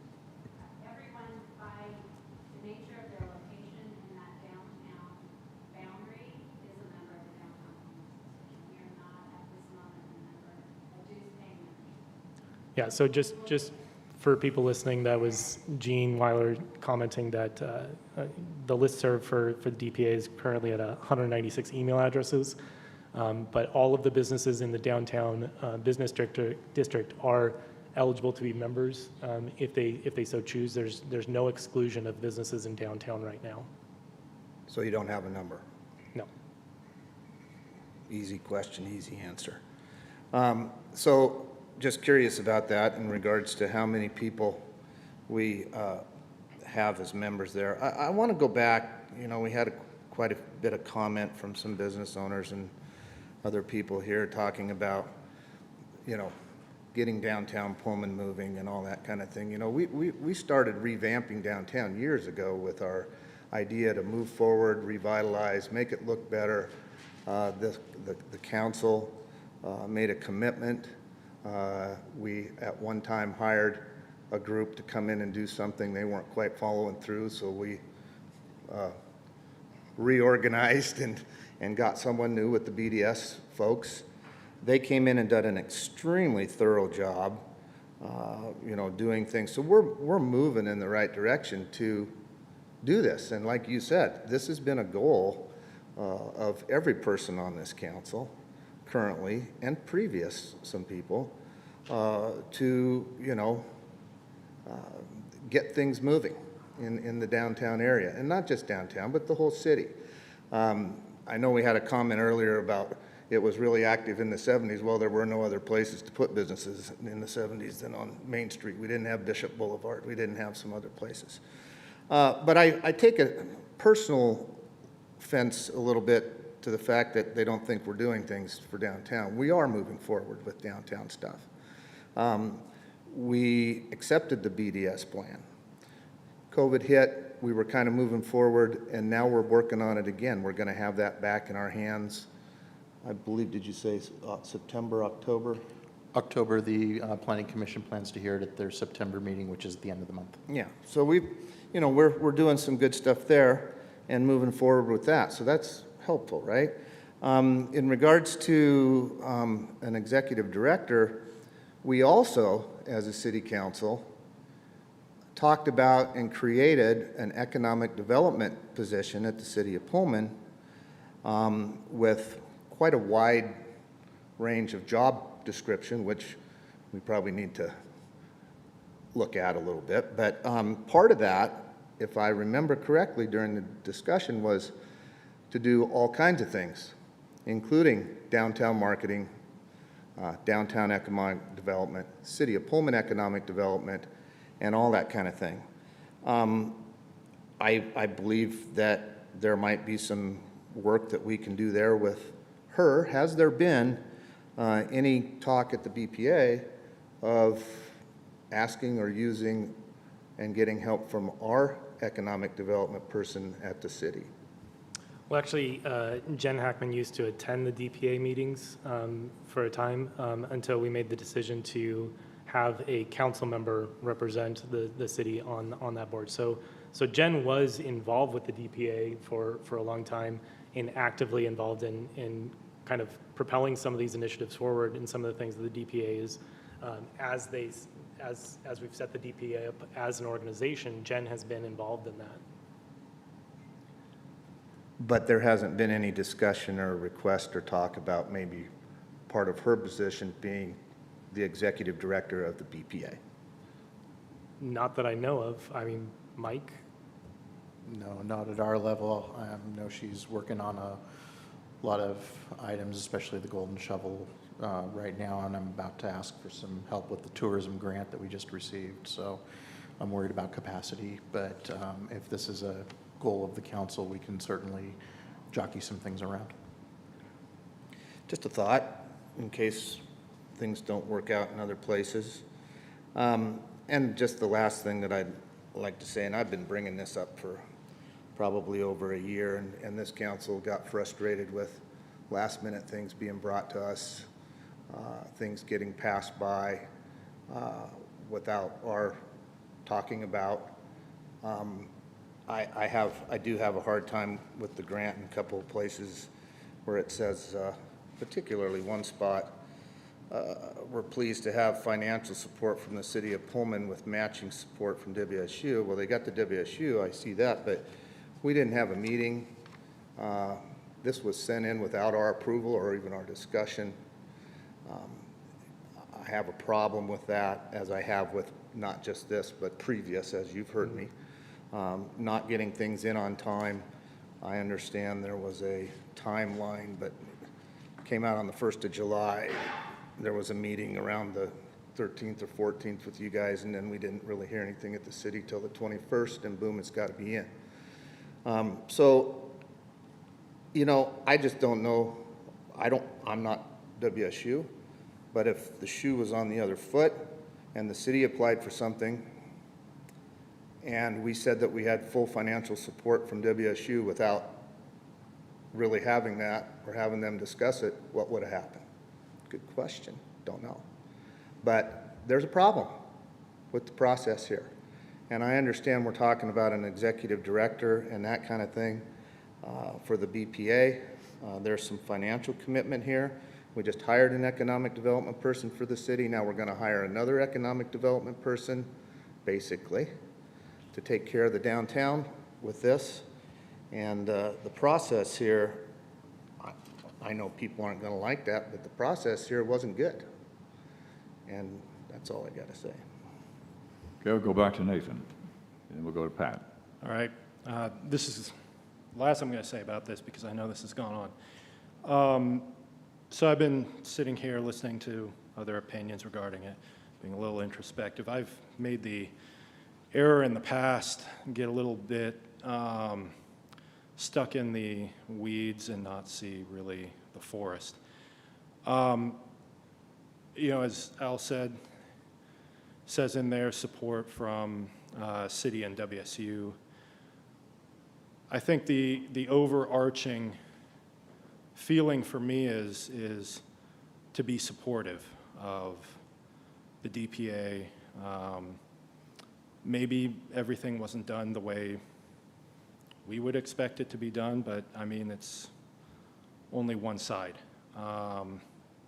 So in consideration, yeah, I think it's important to be supportive. I do have some concerns about the population, but all in all, the effort is important, the investment is important. The people involved are absolutely, you know, fighting for the business and a lot for their families. And yeah, I'm supportive. So I appreciate you guys speaking, and sorry, got a little into the weeds, but appreciate all of you speaking on that. So yeah, that's Okay, it. Pat? I just want to preface my comments with the fact that I am indeed supportive. I remember a time more years ago than I'd like to admit, but when we did have a downtown association, and it really didn't take us very far. It was poorly organized, it was poorly supported. And so that was, I don't know, maybe 20, 25 years ago was the last time that we had an active downtown association.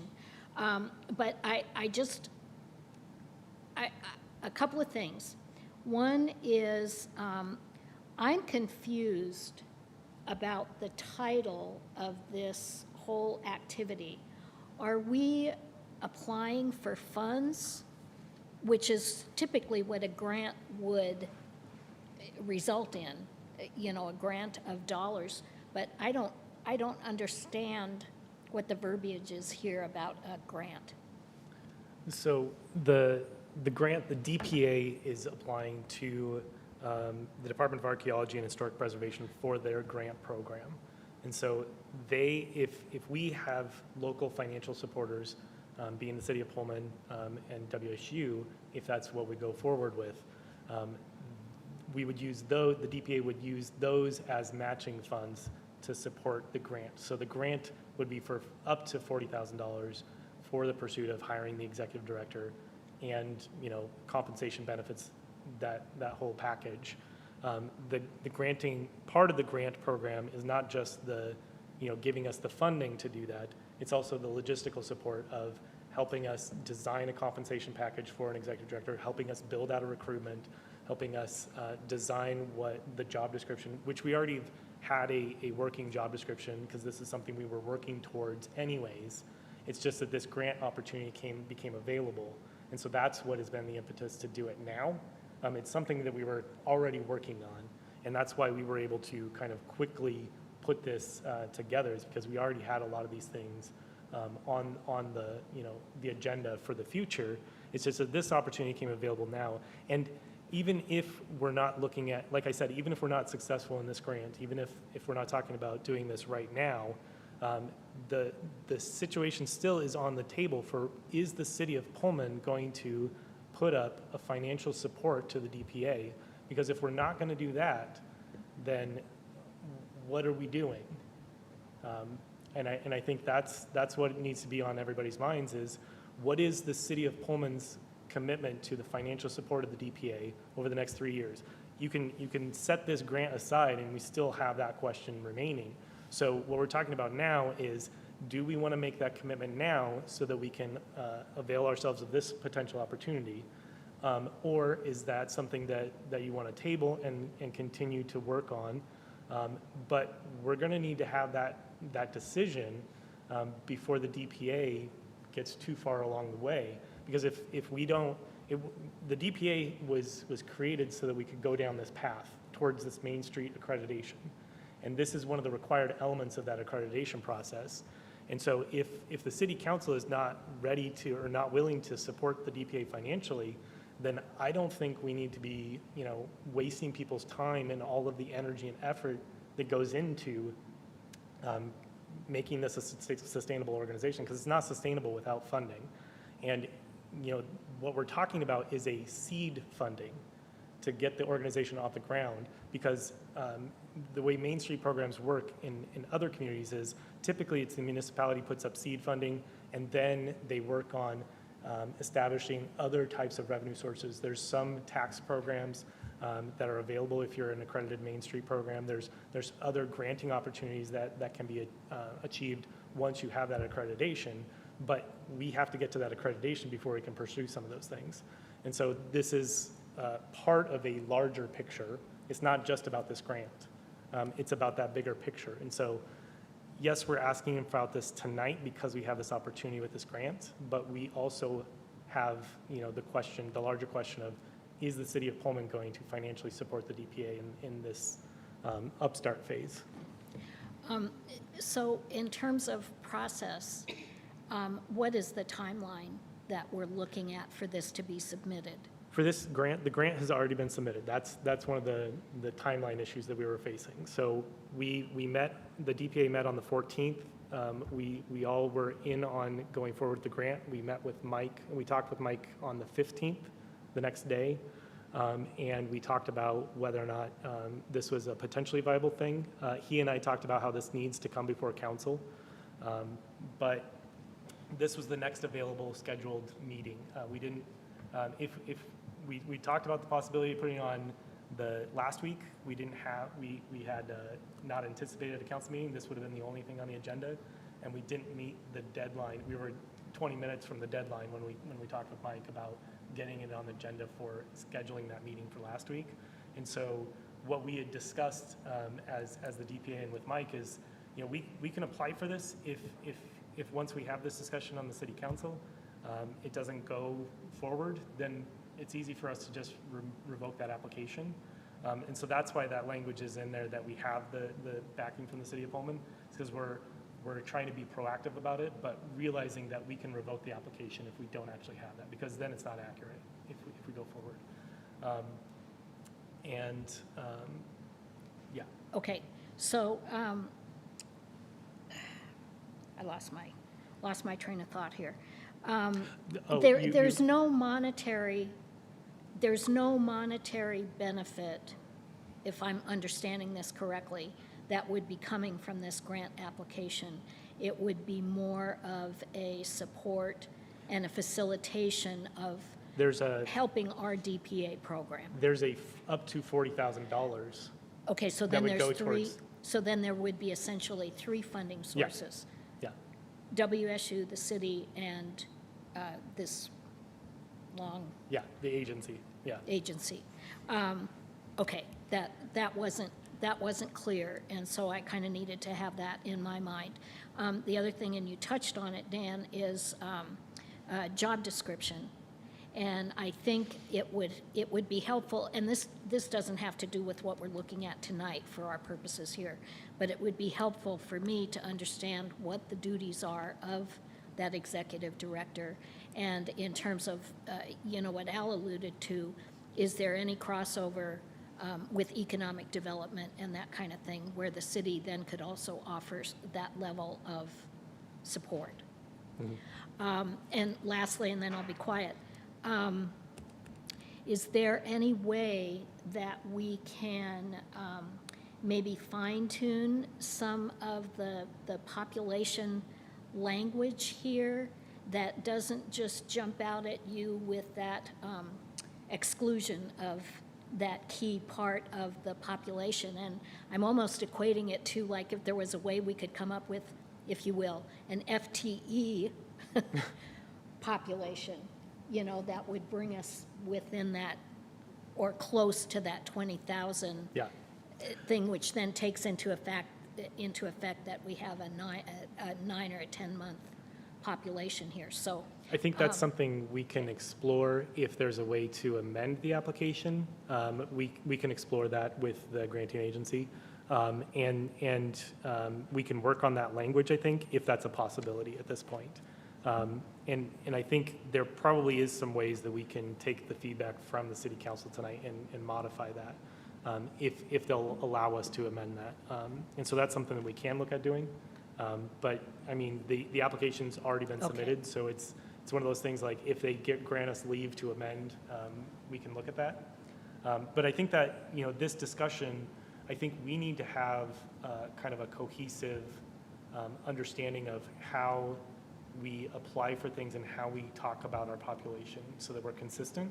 But I also think that, there's a lot of fair points about accurately reflecting what our population is. And I like your idea of the FTE. I don't know how I don't know how you put that together, but we do have unique circumstances here, and I think we need to be consistent with how we apply that in granting applications in the future.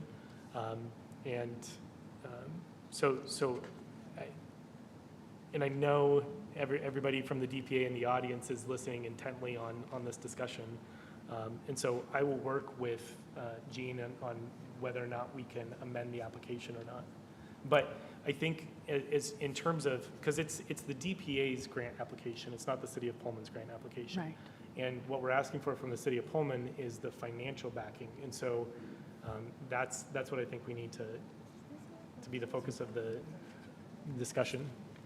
Okay, we'll go back to Eileen wanted, just before you start talking, could you, I think you have it on your computer, how much the BTS study cost us, and along with the golden shovel, I'm just trying to think of what the investment that we've made on downtown too. It was brought up here. So Eileen? I guess my confusion sort of follows along a little bit with Pat in that, is this our process for making a financial commitment? Is that what we're being asked to do tonight? Don't we need a motion that, yes, indeed, we're gonna spend, this resource, the city resource, and again, like everybody else, I am in favor of doing everything we can for the downtown. We just have to be very careful how we go about it so we don't poison the well for the next time around. Because I've been as familiar with the Main Street program as anybody, and yeah, there's plenty of money out there, but we have to be very careful as to how we get off on the correct foot before we do this. And again, what is our process? Can we just make a motion and say, yes, we're going to commit $40,000 should this grant be awarded? Is that our process? I think, Mike, if we made a motion to go forward with this financial commitment, the process, my understanding would be that you would potentially come back to us with a budget amendment for a full council vote later, but the motion would just be more direction that we are committing this, and then the actual budget amendment would come later, and then we would vote on that and approve that as a separate voted on item. Yeah, my finance style, and I will certainly work on this with the new finance director to see if it's hers, that I accumulate these items over the year and bring them back as a budget amendment at the end of the year as that house cleaning piece at the last meeting of the year so we can true up funds. So yeah, this is consistent with the way that I have been working with council on these items. And you did talk about a 120 fund that had some money for this, what, 30,000 for 3 years? Is that what you're, or 40,000 or what? I mean, it said up to 40,000, but. Yeah, and a year for 3 years. And then I also did some extra reading while this conversation was going on. There was an addition to the frequently asked questions on the ARP dollars very recently, July 14th. So I clarified that nonprofits are available for ARP dollars, and Jean was able to confirm with me that they do have their 501c3 funding, so they are a true nonprofit. And is that the ARP funds, would that be just for the first year? Well, And then we would, the way the ARP funds are set up, we have the one tranche this year, the one next year, and as long as we have them committed to spend by the end of 2024, we can spend them out on another deal. So those numbers would certainly get us through the 3-year process with very minimal accounting paperwork on our end to make sure we're in compliance with the Treasury as well as the state auditors.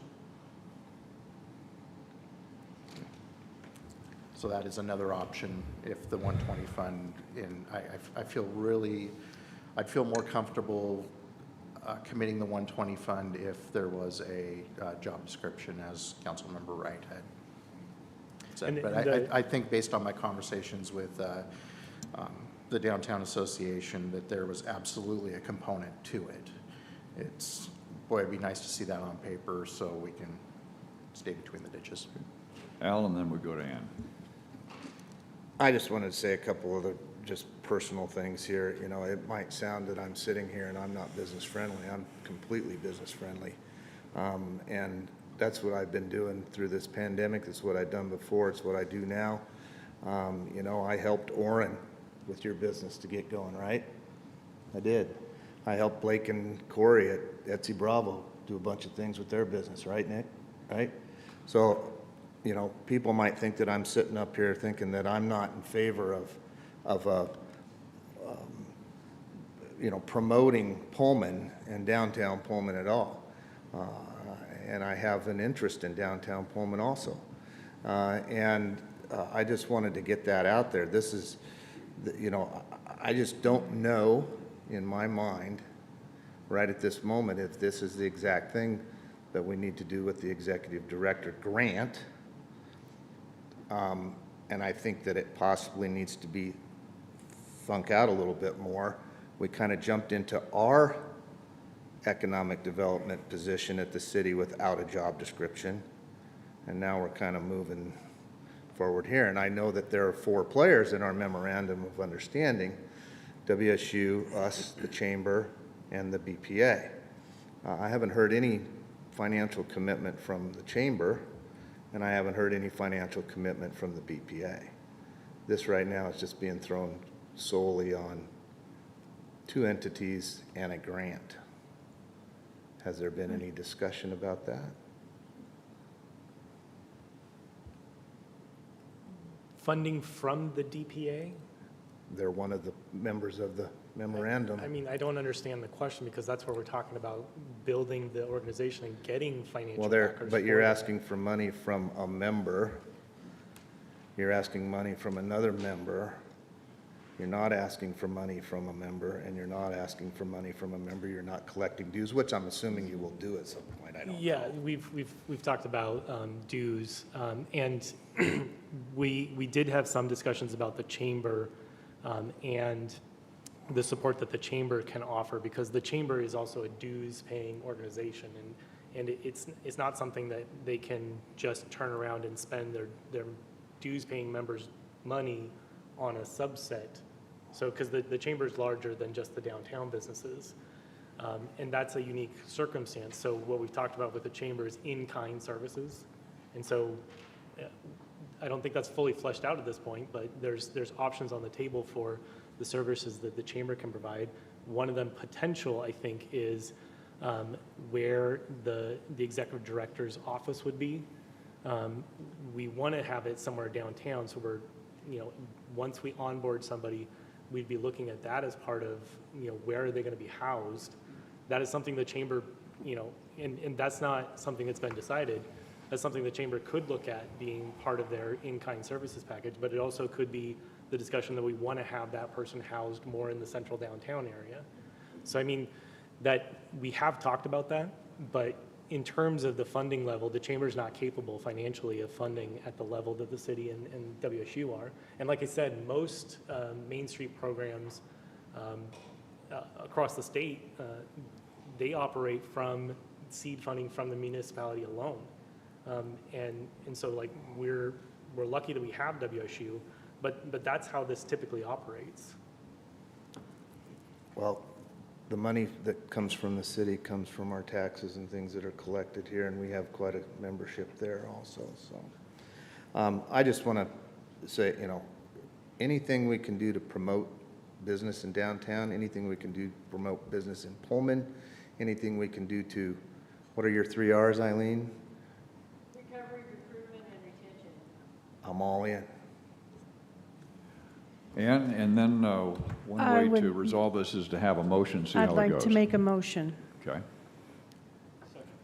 Well, So I'd like, the motion is. yeah, I'd like to hear the motion. I move that the city council make a financial commitment of seed money of up to $40,000 for 3 years to assist in funding for the Downtown Pullman Association, a full-time executive director during the next 3-year phase of the organization. Now it's 40,000 each year for 3 years. I want to make sure that's clear. Sorry, Gina, okay. Okay. Up to $40,000 each year for 3 years. Okay. And you seconded that. Any further discussion? The whole thing all over again. Okay. I will do that. We'll entertain. Okay, we've got the motion. All those I have in- one quick question. Okay.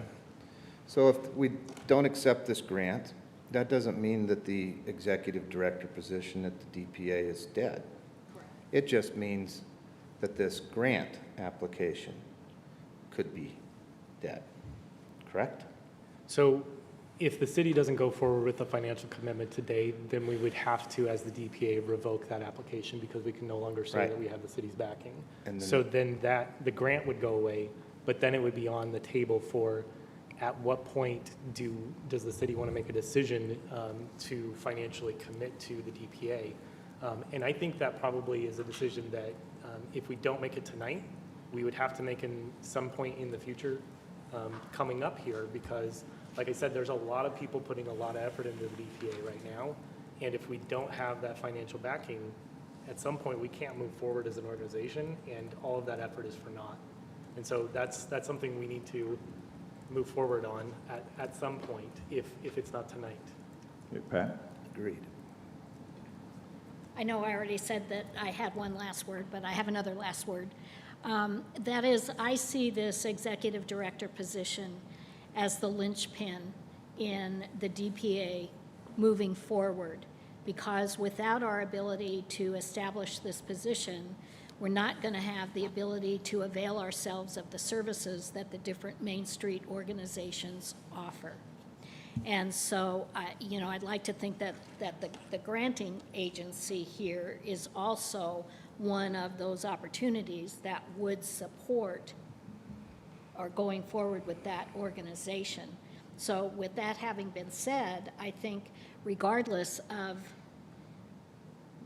what we do here tonight with this grant, I think it does bring us to the position, as the motion suggests, that we move forward with the financial commitment to hire an executive director for DPA, and then moving forward, avail ourselves of those other opportunities. And thank you all for your time and your passion and your commitment in bringing this forward. Thank you. Eileen, for clarification. Clarification, Pat, maybe I misunderstood what you said. The city would not be hiring this person, right? No. Yeah, okay, I misunderstood what you said, yeah. Okay. We've had a motion and a second. All those in favor signify by saying aye. Aye. Aye. Aye. Aye. Any opposed? Matter carries. Thank you for your patience. Yes, thank you for your patience, everyone. Yes. And just for the record, Mike, you had the number for BTS, what we've invested so far in the downtown study. You want to give it? $132,800.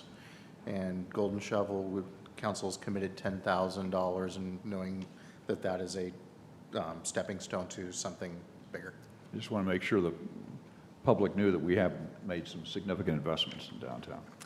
Okay, with this, we now move to item number 3, an overview of police reform legislation for 2021 with our police chief, Gary Jenkins. This has been a story that if you've been reading the news all across the state, about every police chief in the state have been talking about some of the challenges coming up with the reform legislation. And even I noticed that the co-chair of the legislation, Jesse Johnson, said they're looking forward to the Attorney General Ferguson's interpretation of a couple of matters that have some ambiguity to it. So I know that it's still in process. So with that, Gary Jenkins. Thank you, Mayor. Good evening, Council. A number of police reform bills passed by the state legislature became effective on July 25th. I provided Council with a memo that provides an overview of the new legislation and also issued a news release on July 23rd. Before I go further, I want to make a couple of comments about the news release as it's been misinterpreted by some.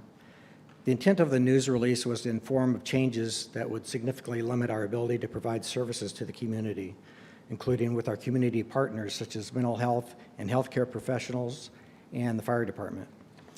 There was no intent to be divisive or political. Nothing in the statement indicated any consideration to be non-compliant.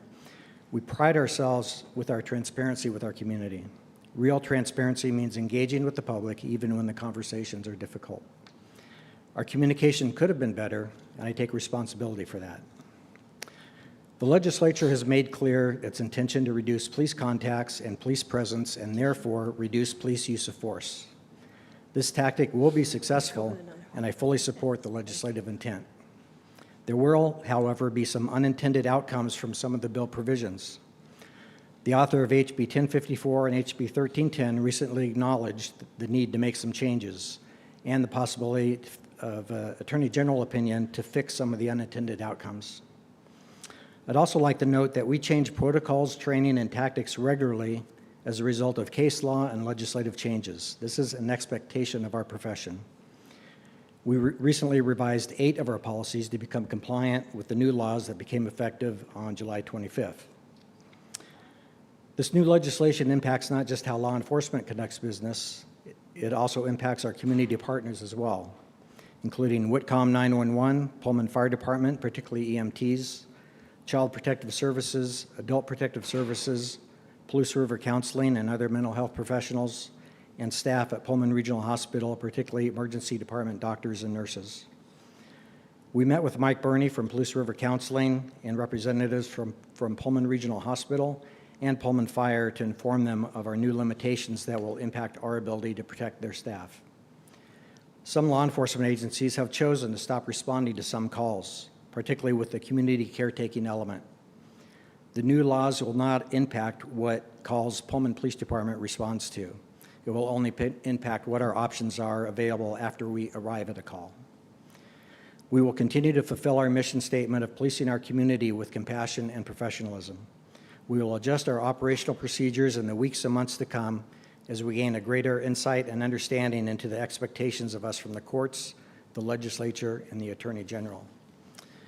I'll turn your attention to the memo that I provided to Council dated July 27th with an overview of the new legislation, part of the police reform package. I'm not going to go over every single item here, but I will go through a few items to highlight them in the areas where I think we're going to have the greatest impact. Under the very first one on page 1, House Bill 1054 Tactics, the first item there prohibits the use of chokehold or neck restraint in any circumstance. Pullman Police Department has never used a chokehold. We have in the past used what's called a vascular neck restraint, and we have discontinued use and revised our policy on that. Prohibits no-knock warrants. This is something that really is rarely used in Washington, and the 11 years I've been in Pullman, we've never utilized a no-knock warrant, so that's not really a big impact for us either. Prohibits the use of tear gas except in 3 circumstances: harm posed by riot, barricaded subject, or hostage situation. And these are typical circumstances that we would deploy tear gas. Down towards the bottom of that page, it talks about prohibiting use or acquisition of military equipment, and then provides a description of military equipment. This is where we run into an issue with some of our equipment, because military equipment is defined to include firearms and ammunition of 50 caliber or greater. We have what we call a 40 millimeter foam impact weapon. This is what that is. This replaced the beanbag shotgun that we used to use. It's a less lethal device. This actually is more accurate and less apt to cause any type of damage to a person. It basically stuns them and temporarily incapacitates them to give us an opportunity to take someone into custody that could have a firearm or a knife or is otherwise threatening. But because this now meets the definition of a military weapon, this is taken off the table for us. The other issue with that definition is the delivery systems for tear gas are all greater than 50 caliber as well. So our only way that we can deliver a tear gas is by hand.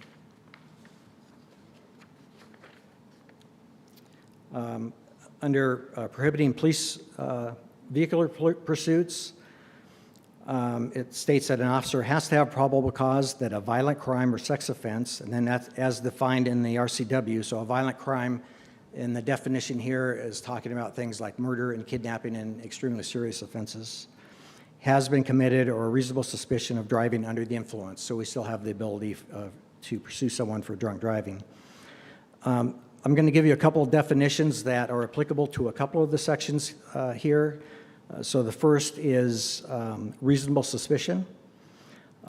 So essentially, this is where the courts have held, in the case of Terry versus Ohio since 1968 across the nation, that police have the authority to temporarily detain someone based on reasonable suspicion, and that's essentially facts and circumstances that lead a reasonable officer to believe someone may be committing a crime.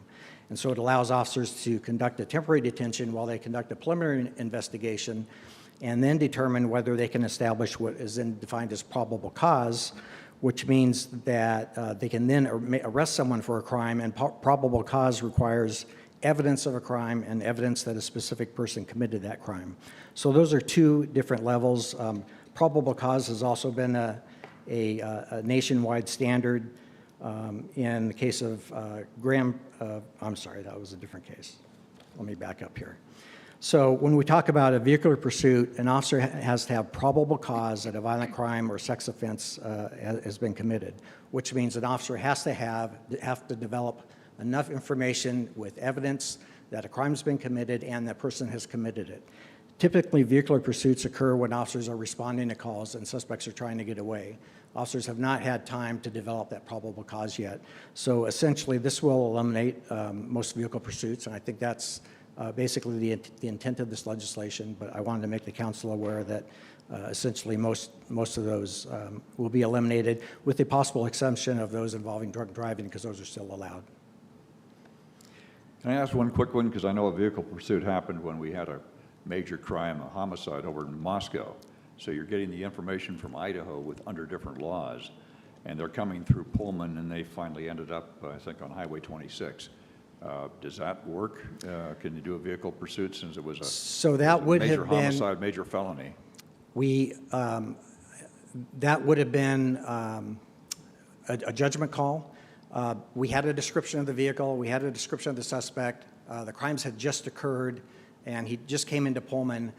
So it's my opinion that officers would have enough probable cause at that point, and as it happened, we did pursue them, and today I believe we could still do the same thing, but we would still have to have all of that information to be able to do that. Now, if we saw the car a couple of hours later, I don't think officers would be able to establish that they know for sure that the same person that had been driving the car when the crime was committed is driving it when they saw the car. So they more than likely would not be able to pursue the car at that time. Under use of force, this is talking about authorizing law enforcement officer to use physical force when necessary to protect against criminal conduct where there's probable cause to make an arrest, or to prevent an escape, and the definition of the escape here is after someone's been arrested, or to protect against imminent threat of bodily injury. So this essentially eliminates the ability for an officer to detain a suspect based on reasonable suspicion when they arrive at a crime scene and believe that someone may have committed a crime. Because they're not, unless the person wants to be detained, they could just walk away, and we cannot use any kind of force to physically restrain them to do a preliminary investigation. This is probably where I think the greatest impact of all of these bills will have on us. We respond to a lot of calls where we have fights or theft crime or something where different people are involved, and we have to conduct a preliminary investigation at the scene to develop enough probable cause to make an arrest. If we don't have that right away, and the person that has committed the crime doesn't want to stay around, they can just walk away and we can't restrain them.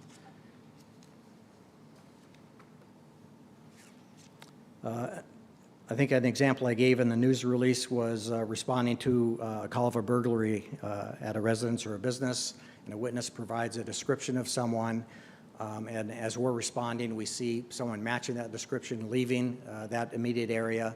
That still is not to the level of probable cause. That's a reasonable suspicion. We cannot detain them if they don't want to be detained.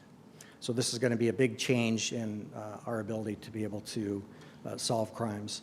And a lot of the evidence that we collect to solve crimes is collected during that initial phase of the preliminary investigation. If somebody walks away and a witness knows who they are, then that's one thing. We can follow up and resolve that crime. If nobody knows who they are or nobody got a good look at them, it's going to be extremely difficult to detain them, even when they're there when we arrive, because we can't detain them. This is also going to impact persons who are experiencing a mental health crisis. We currently have the ability under law to take someone involuntarily into protective custody if they meet a certain standard of in their mental health crisis, and we can take them to Pullman Regional Hospital, where a trained mental health professional will come and conduct an evaluation on that person and determine the best course of action from there. This is the same circumstance as reasonable suspicion. We cannot use force to detain someone if we don't have probable cause to make an arrest. So in these cases, typically there's not a crime involved. It's just someone suffering from a mental health crisis that needs some help. If they don't want to go with us, we cannot use any type of force at all to force them to get an evaluation to seek help. We do not have resources in the community where mental health professionals respond to a scene to conduct those evaluations. Our protocols here are they go to the hospital and in a controlled environment where the mental health professional can conduct those evaluations in a safe environment. Nathan, I know you still have some more here, but Nathan, quick one. Yeah, thank you, Mr. Mayor.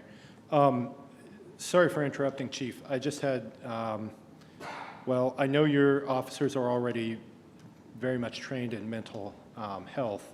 Are they expecting there's going to be somebody that's going to do a ride-along to help with those mental health cases? What's the thought process? Well, I don't think we've worked through all that yet. I mean, essentially, mental health has become a big issue, and unfortunately, law enforcement, it seems to, problems that can't be solved otherwise fall onto law enforcement.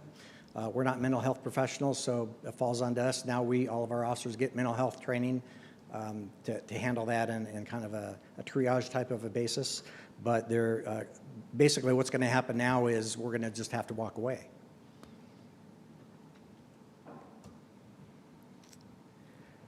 Going further down the list, regarding use of force, requires an officer to exhaust available and appropriate de-escalation tactics prior to using any physical force, taking as much time as necessary without using physical force or weapons, and leaving the area if there's no threat of imminent harm and no crime has been committed, is being committed, or is about to be committed.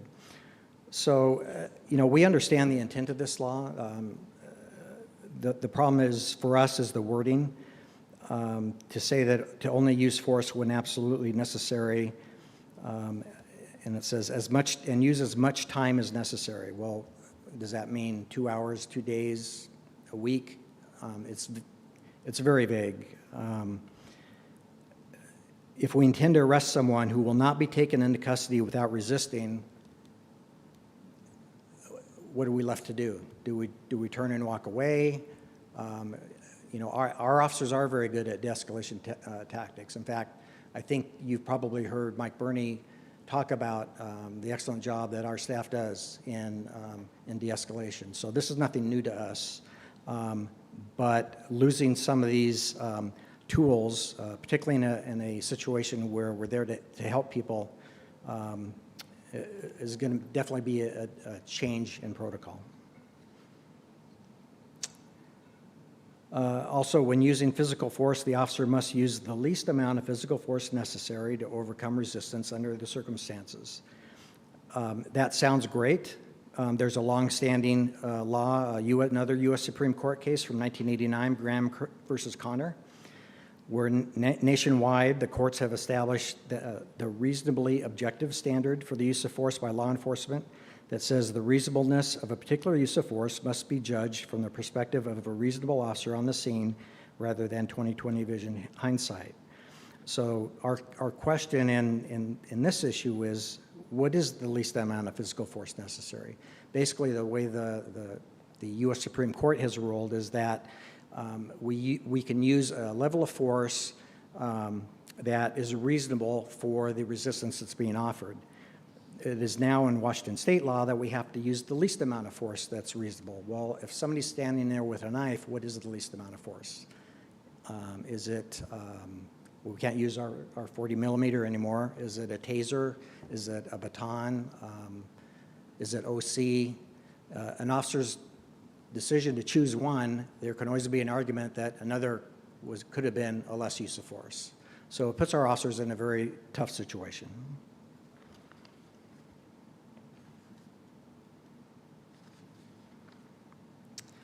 I'll move to Senate Bill 5066, duty to intervene, on page 3.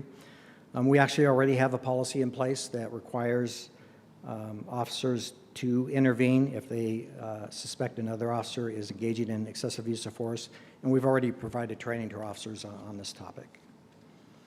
The last one I'll talk about is Senate Bill 5476 on page 4, which is the State versus Blake case.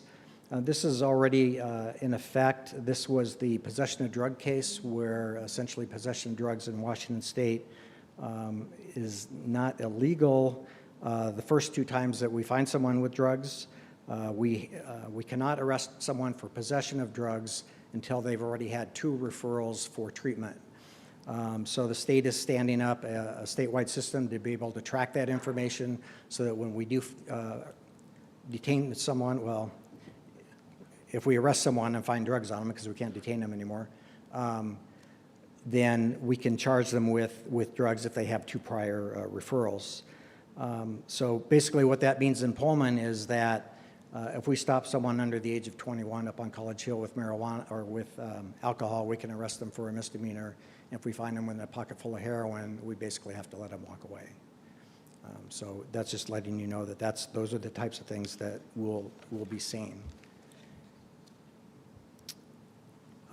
So I will end it with that, but I'd be happy to answer any questions about what I've said already or anything else that I have on this memo. Okay, we'll go to Al Sorensen first. At the end of the day, all of these House bills and legislation just made it a lot more unsafe for our citizens in Pullman, correct? That's my opinion. My opinion also. This is a horrible thing that has occurred. It has tied our hands.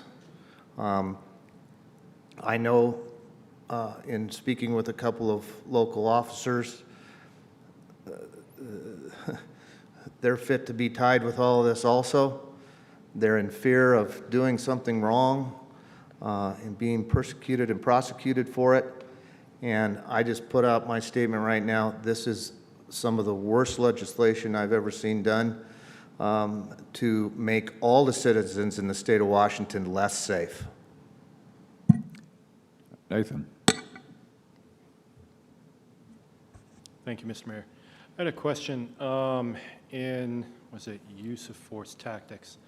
So in tactics, they describe prior to deploying tear gas, law enforcement agency must obtain authorization from the highest elected official of the Correct. So we would jurisdiction. have to contact the mayor and obtain his approval before we could deploy tear gas. Is there reasoning as far as why, well, I'm not saying anything about, I certainly wouldn't be experienced enough to determine the use of tear gas.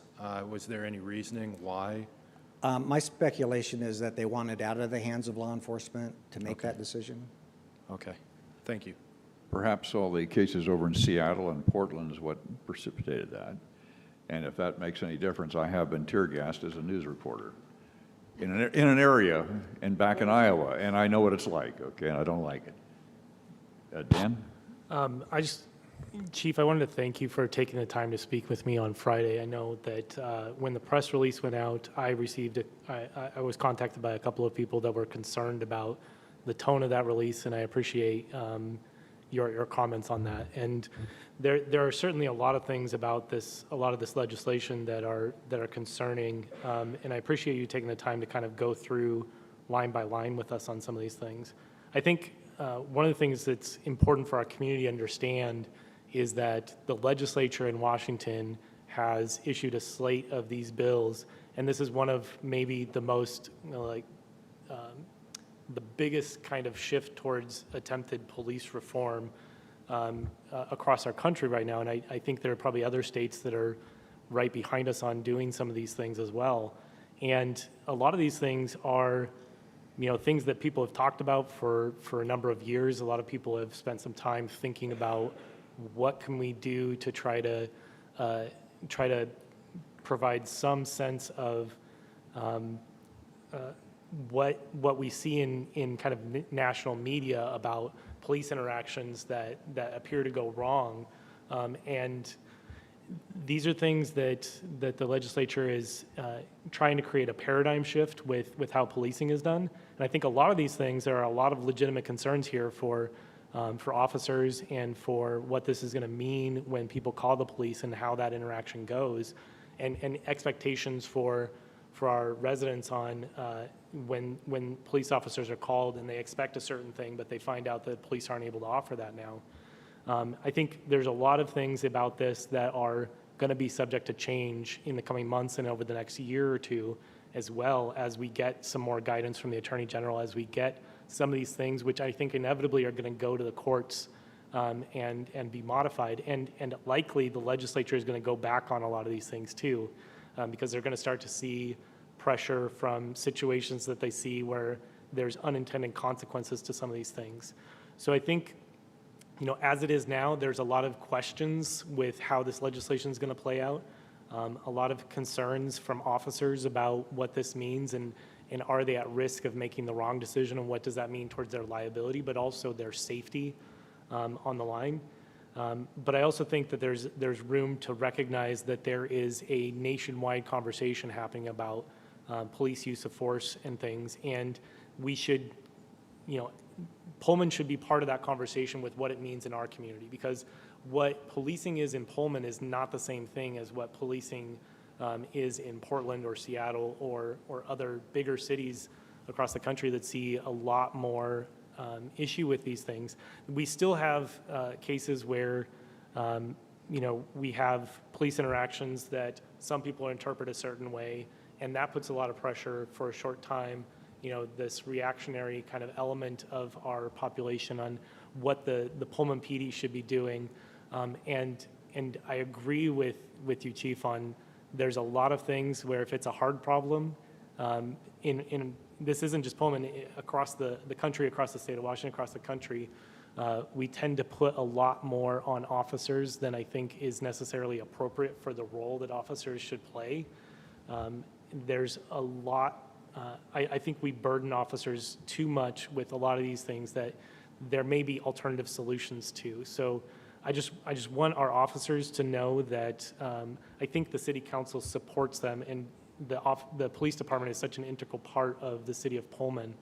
But I also think we need to keep an open mind about what are some things that we can do to improve our residents' perception of the police department. And I know I really appreciate the efforts that you've taken, especially in the last couple of years, Chief. I can't tell you how many times I've had people at WSU compliment your efforts on building bridges with the community and talking on these issues in a way that I think a lot of other police chiefs in our state and other law enforcement agencies locally don't have the level of commitment and deftness at doing that. And so I really want to acknowledge you for that. But I also think as we go forward with figuring out what are the ins and outs of this, we need to keep that open mind of how do we implement this in a way that is comfortable for the police department, but also for our community, and continue to ask those questions of the Attorney General's office and work with the organizations that represent police chiefs and sheriff's departments to continue to ask legislators to fix some of the gaps in here, because I don't think these things are going to go away entirely, but I do anticipate that there's going to be a lot of changes over the next coming months and years. So thank you. Nathan? If I could respond briefly, Yes, Mayor. please. I appreciate that, Councilman Records, and I don't want you to think that because I am talking about some of these provisions that I am that I think all of the provisions are not worthwhile. There's a lot here that I didn't talk about that I think are great. In fact, that I support in the way of police reform. So I just want you to be aware that I'm not saying all of these are all bad.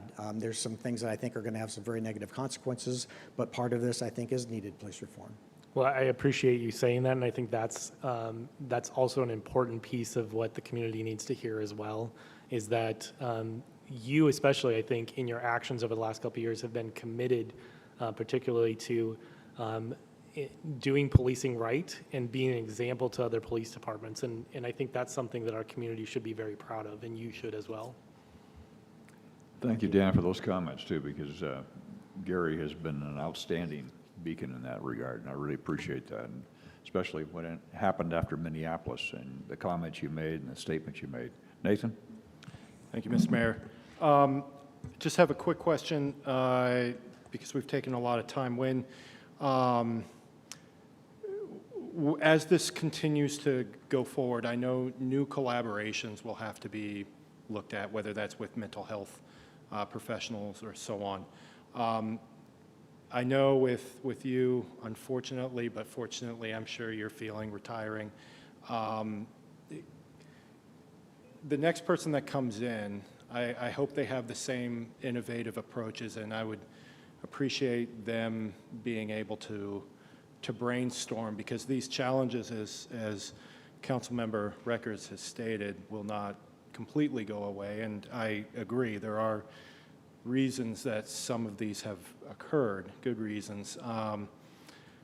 But maybe those formations of collaborations is what's the new formation, the new way of policing. I'm not sure.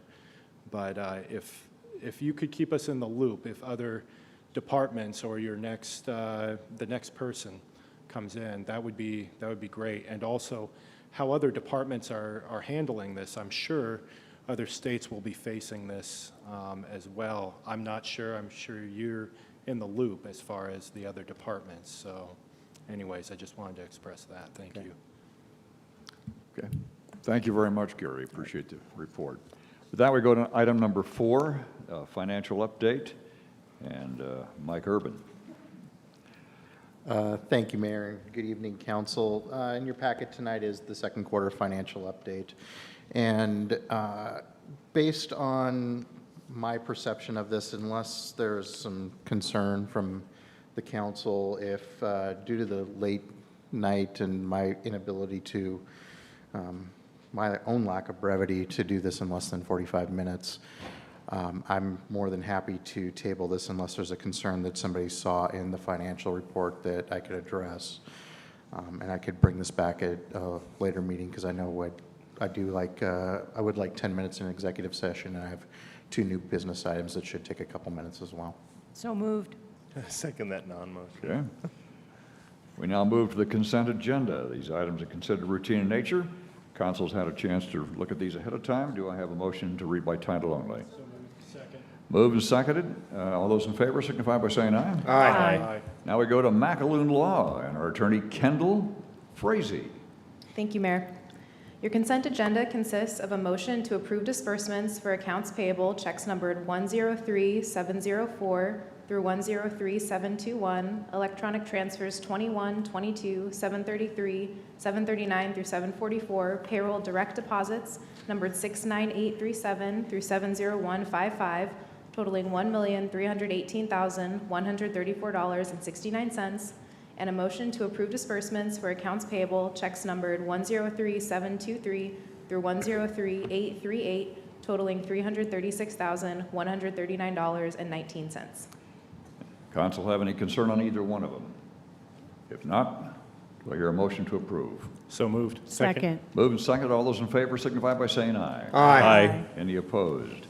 We now move to our regular agenda. First of all is an ordinance approving a proposal to amend the zone classification on light, and we have to start with the appearance of fairness questions.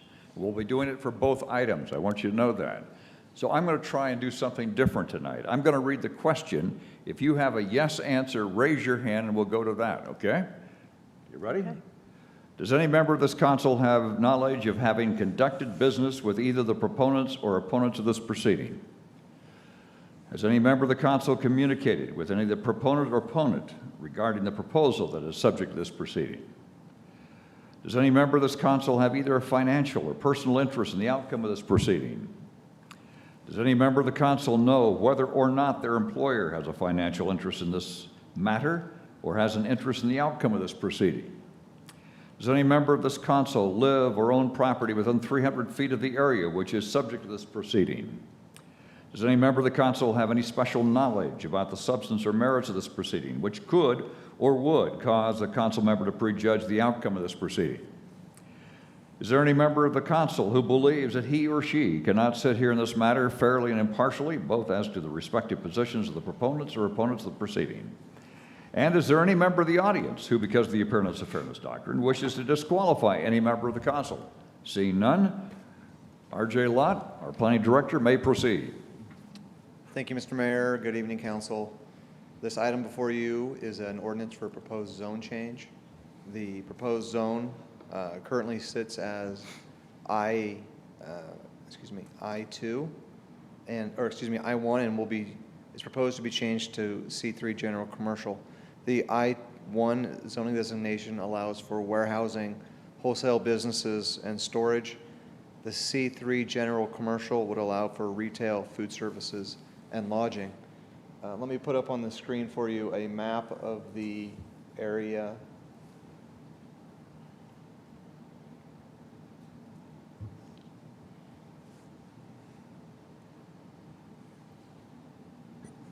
Thanks for starting with a map. looks like it may not come up. Anyways, it is in your packet as attachment A, and it is located northwest of the intersection of Albion Drive and SR 27.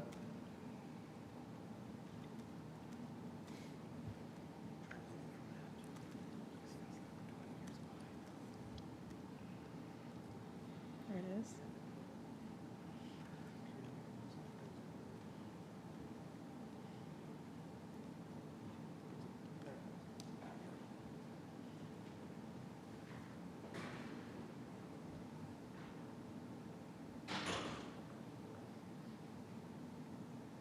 There we are. So the subject property there is located northwest of the intersection of Northwest Albion Drive and SR 27. So the depiction of the property, which is shaded in gray, is accurate. The white line there, pretty much in the center of the gray area, as you are probably aware, north of this area is the location of a bus storage for the Pullman School District, which is currently under construction. So this white line provides access to that lot as well as the far east section of the shaded gray area. The I-1 zone to the east is currently a grain storage area, which I'm sure has been there for quite some time. So the gray area consists of 3 parcels totaling approximately 3.5 acres.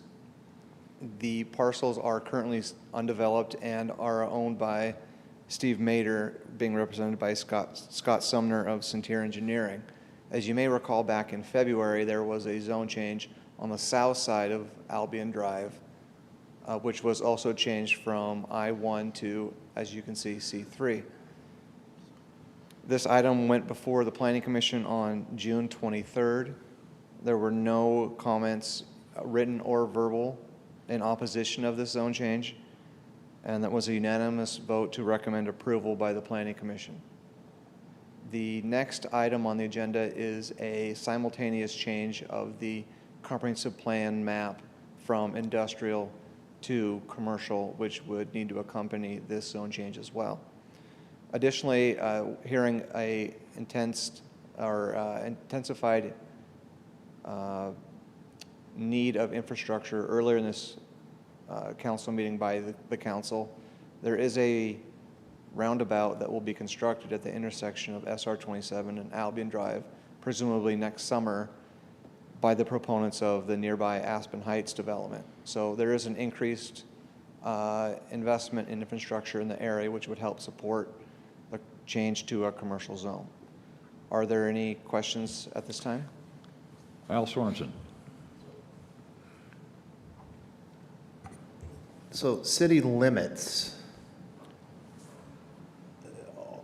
go just a little bit, is that kind of dotted dash line?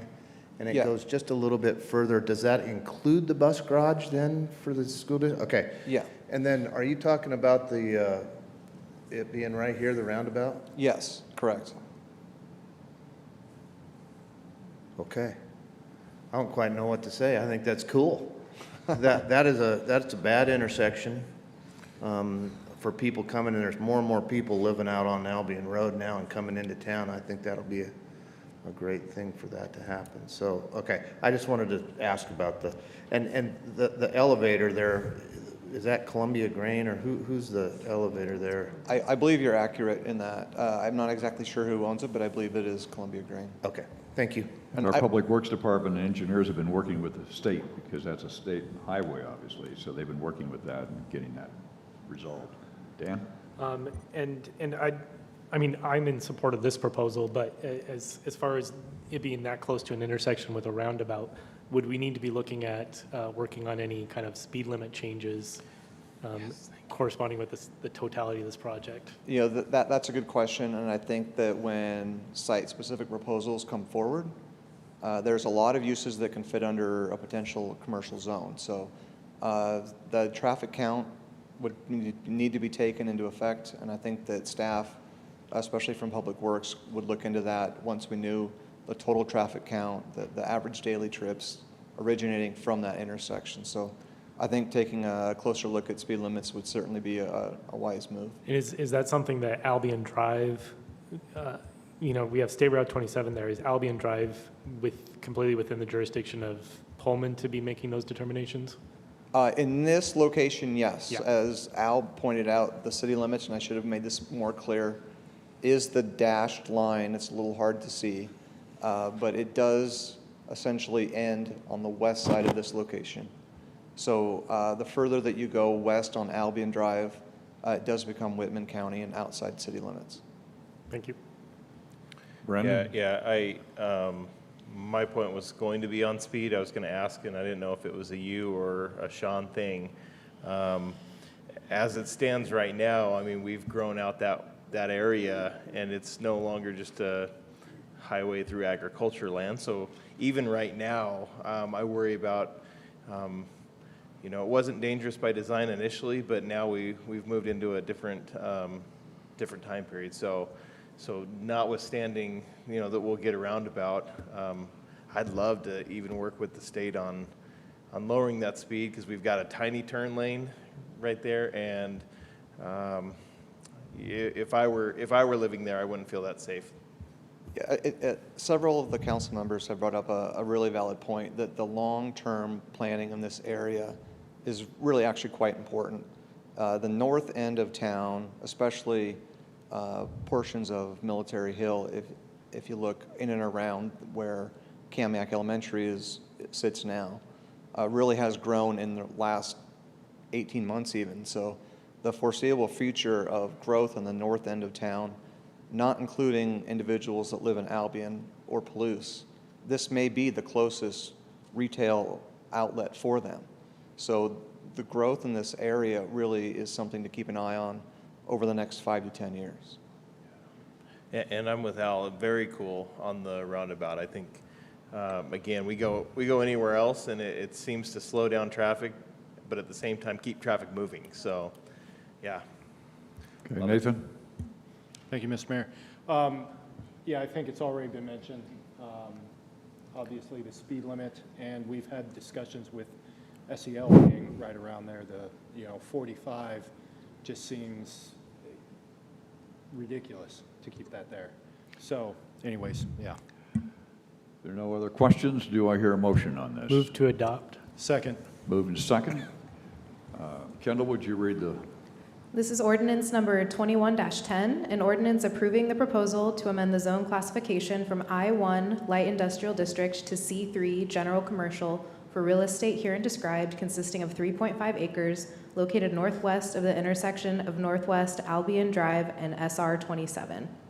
All those in favor signify by saying aye. Aye. Any opposed? We move now to item number 2. It's a resolution. Again, the appearance of fairness questions are needed. We're going to do the same thing. Raise your hand, say yes if you have a yes. Does any member of this council have knowledge, having conducted business with either proponents or opponents of the proceeding? Has any member of the council communicated with any proponent or opponent regarding the proposal that is subject to this proceeding? Does any member of this council have either a financial or personal interest in the outcome of this proceeding?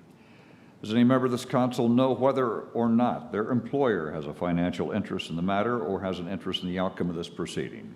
Does any member of this council live or own property within 300 feet of the area which is subject to the proceeding?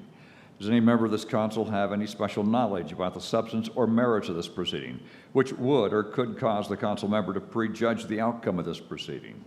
Is there any member of the council who believes that he or she cannot sit and hear the matter fairly and impartially, both as to the respective positions of the proponents and the opponents of the proceeding? And lastly, is there any member of the audience, because the appearance of fairness doctrine wishes to disqualify a member of the council? Seeing none, proceed with item number 2. Thank you, Mr. Mayor. So this item is a resolution to change the comprehensive plan land use map from industrial to commercial. As mentioned previously, this needs to accompany the previous item, which was an ordinance to change the zone change from I-1 to C3. Are there any questions? Any questions on this? And yes, I did check with the attorney, and yes, I was required to read the appearance of fairness for each item. If there's no other questions, do I hear a motion on this item? Move to adopt. Second.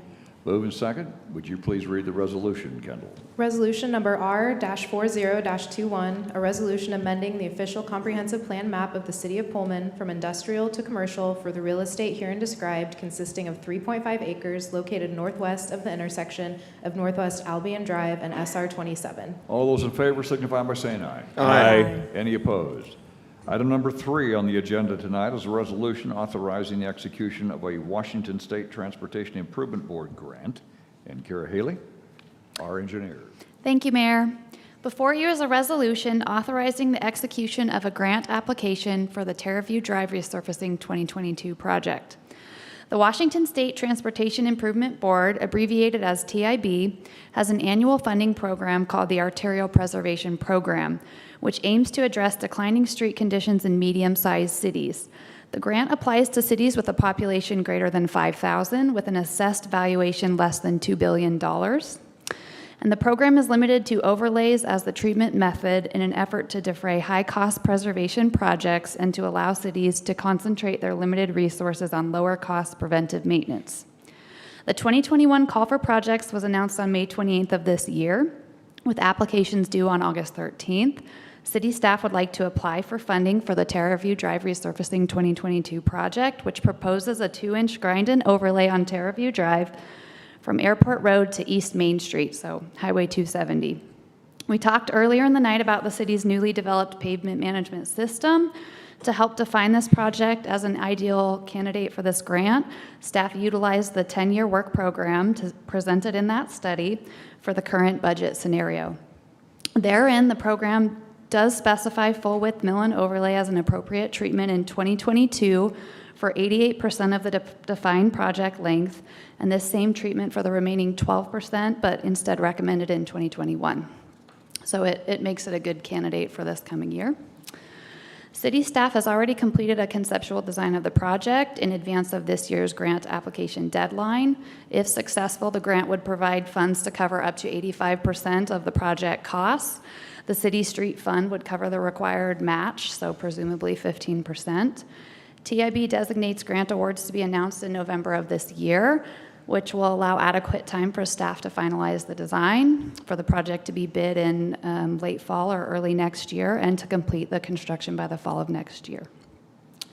In discussions with TIB staff, we anticipate this to be the last year that the city of Pullman is eligible for this particular grant based on the city's assessed valuation. Staff recommends that council adopt the prepared resolution allowing for submission of the prepared grant application, which was provided in your council packet in its entirety. And if there are any questions, I'd be happy to take them. Any questions? Go to Al first. Just a quick question. So is this on the WSU property? Is this our street? This their is our street. Both our streets? It's completely our street, yep. Okay. So from Airport Road south, you'll pass the Bears, you'll pass Grimes Road, and you'll hit the highway. And it is a street that we maintain in part of our agreement with WSU. So Grimes over is not. Okay. I guess if I had our payment management system pulled up, I could show it to you on that map. I've got the map from the. Yep, the vicinity, but it is our street to maintain. That was my question. Okay, thank you. Yep. Any other questions? If not, do I hear a motion on this? Move to adopt. Second. Move and second. Kendall?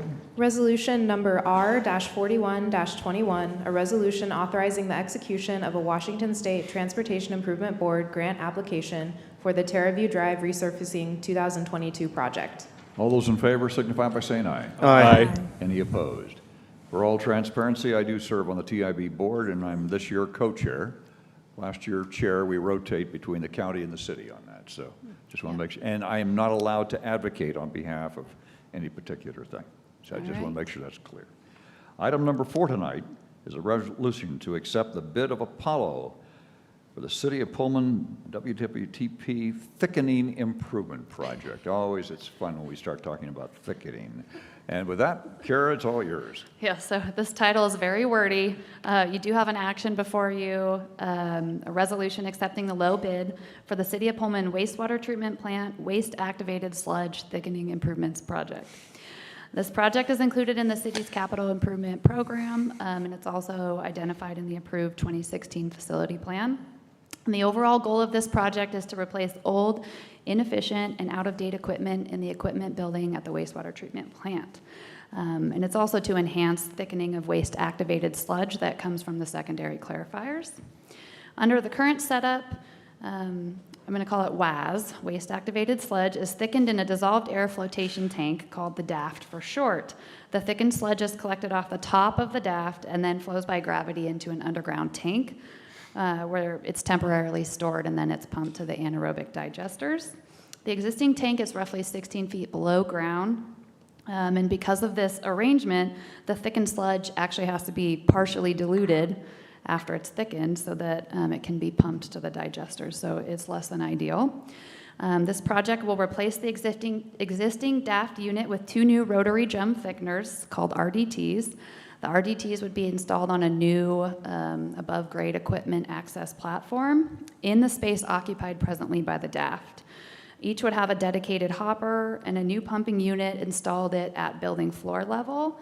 And these pumps would pump directly from the hoppers to the digesters, addressing the current pumping challenges.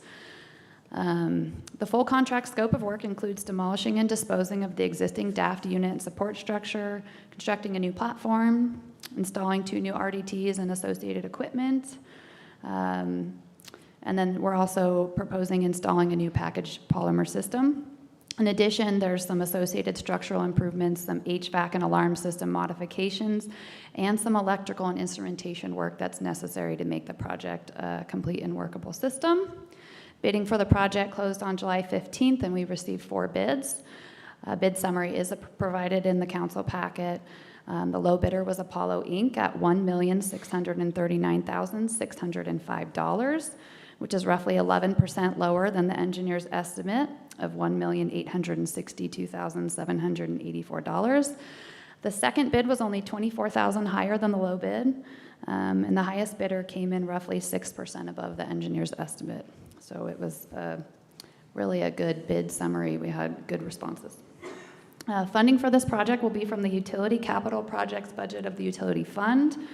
Work is required to be complete within 330 days after issuance of the notice to proceed. There's a long lead time on the equipment for this, on those RDTs, so construction is likely to start in early 2022 and continue for the first half of the year. Staff recommends that council adopt the prepared resolution accepting the bid of Apollo Inc., and I'd be happy to take any questions. Any questions? Al? Just a quick thing here. So is this then the, I'll call it sludge that we then, I believe we have a contract or had a contract with a local where we distributed the solids? So this is that going to change any of that? No, this is just, we'll become more efficient in our thickening, and then it's the same process. We're using a different configuration and a different methodology to do that thickening. Okay, so but the train after that continues exactly the same. Exactly, because we're not going to have to worry about something different for them and us and Correct. Everything. Okay. Yep. Okay, Good thank question. you. Any other questions? If not, do I hear a motion on this resolution? So moved. Second. Moved and seconded. Kendall? Resolution number R-42-21, a resolution accepting the bid of Apollo Inc. for City of Pullman WWTP WAS Thickening Improvements Project and authorizing execution and delivery of the contract for said project. All those in favor signify by saying aye. Aye. Any opposed? That we now move to a resolution authorizing acceptance and execution of an amendment with the WSU agreement, and it's Pullman Transit. Wayne Thompson, our transit manager. Thank you, Mr. Mayor, members of the council. The resolution before you is the 4th amendment to the 2019-2020 use of public transportation contract we have with WSU. Typically, we would be coming to you about now annually for a new contract for the full year, but the variables that we use to prepare a new contract became somewhat complicated in March of 2020. We rely heavily on this contract. It typically represents about half of the Pullman Transit operating budget. But over the past year and a half, we have had a series of service reductions, and WSU has seen revenue reductions in their Transportation Services Department. Those have caused us to come to you with a series of contract amendments. Each of those times, we have been looking ahead to a point when we saw a full recovery just around the corner. We had a 2-month amendment, 8 months, 4 months, now 3. We temporarily cut the coffee route during this process. We had cut our late night service from midnight back to 10 o'clock. WSU Transportation Services saw their revenue cut to the S&A fees. The parking revenue was reduced to almost nothing.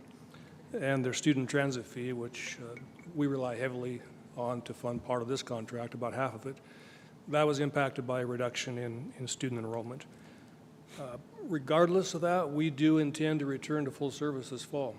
We're advertising it as such for our fall return in August, and we're hiring a full complement of drivers. Unfortunately, it won't be until the September student enrollment count that WSU Transportation Services has a firm handle on their revenue stream. Fortunately, we have access to the federal coronavirus relief funds, CRISA in this particular case, which will help to bridge that gap. I do want to make it clear this is not a long-term solution. Rather than the more extreme immediate response, which could be cutting service right now, we're bringing to you a 3-month amendment. This is intended to be our final amendment, I'll say that right up front. The intention I have is to return to you in September or early October and recommend a new contract, one that is full in every regard, or a contract that has service reductions that represent the lack of revenue for the remainder of the 2021-2022 school year. So what I have prepared for you is a package for your consideration, and I'm happy to answer any questions you might have. Questions of Wayne on this, as everyone's trying to figure out ways to get us going again here. Al Sorensen. So we had a little discussion about buses earlier and roads and things like that. And so in talking just a little bit here, so normally our budget for our bus system is about 50% paid for by WSU and 50% by the city. The city contribution would include grants we apply for. Okay. So but revenue tax, it's more or less utility tax. 50-50. Is that? Pretty close, yeah. Okay. So at the end of the day here, I know they didn't have their students here, but we still had to have the buses here. At the end of the day with these amendments, what percentage are they going to have been for the 2019-2020 contract? I would have to summarize from that table that was part of the packet. That data with the number of months for each price, we would have to calculate that. So I don't have a quick answer for you. And just, you know, the buses are good. I can remember when we didn't have buses. Somebody else out there can too. You know, a lot of the service that we do with this, the ridership is the WSU students, but even though they're not here, we still had to take care of things. I know that the university received quite a bit of coronavirus supplemental income and that kind of thing. Maybe someone from up parking services could ask or answer my question of, is any of that money available to help with paying for bus service? You see the shaking heads of no. I don't believe their department received any of that funding. Okay, but the university did. Certainly. Okay, my point here is the bus system's quite an expense to us. I understand the students weren't here to use it, but you know, sometimes you gotta still pay. So I just wanted to make that statement about this so that, fiscally, we have to pay attention to this. Thank you. Any other questions? If not, do I hear a motion on this resolution? Move to adopt. Second. And Kendall, would you read resolution? Resolution number R-43-21, a resolution authorizing the acceptance and execution of Amendment Number 4 to the 2019-2020 Agreement for use of public transportation system and enhanced levels of service between the City of Pullman and Washington State University. All those in favor signify by saying aye. Aye. Aye. Any opposed? Now move to item number 6. It's a resolution authorizing the acceptance of a federal state operating grant agreement. Once again, Wayne Thompson. Thank you again. Mr. Mayor, members of the council, this resolution before you authorizes the acceptance of a 2021 to 23 consolidated operating grant through the state's Department of Transportation consolidated grant program. This package will provide us with revenue in excess of $2,800,000 over 2 years. That's a 3% increase over the package that the 2-year package that we are just completing right now. It also, this time, split our funding into 2 contracts. It separated fixed routes and the dial-a-ride service. Historically, those have been a common award, and the new online state grant management system no longer allows that. All awards are going to be individual contracts. This essentially doubles the work we'll have quarterly when it comes time to do our grant reports and our reimbursements, but I'm trying to look at it positively as an opportunity to highlight the unique needs and the valuable contributions of our dial-a-ride service. Those are too often overlooked or overshadowed by our fixed route service. So dial-a-ride will stand on its own now with regard to these grants.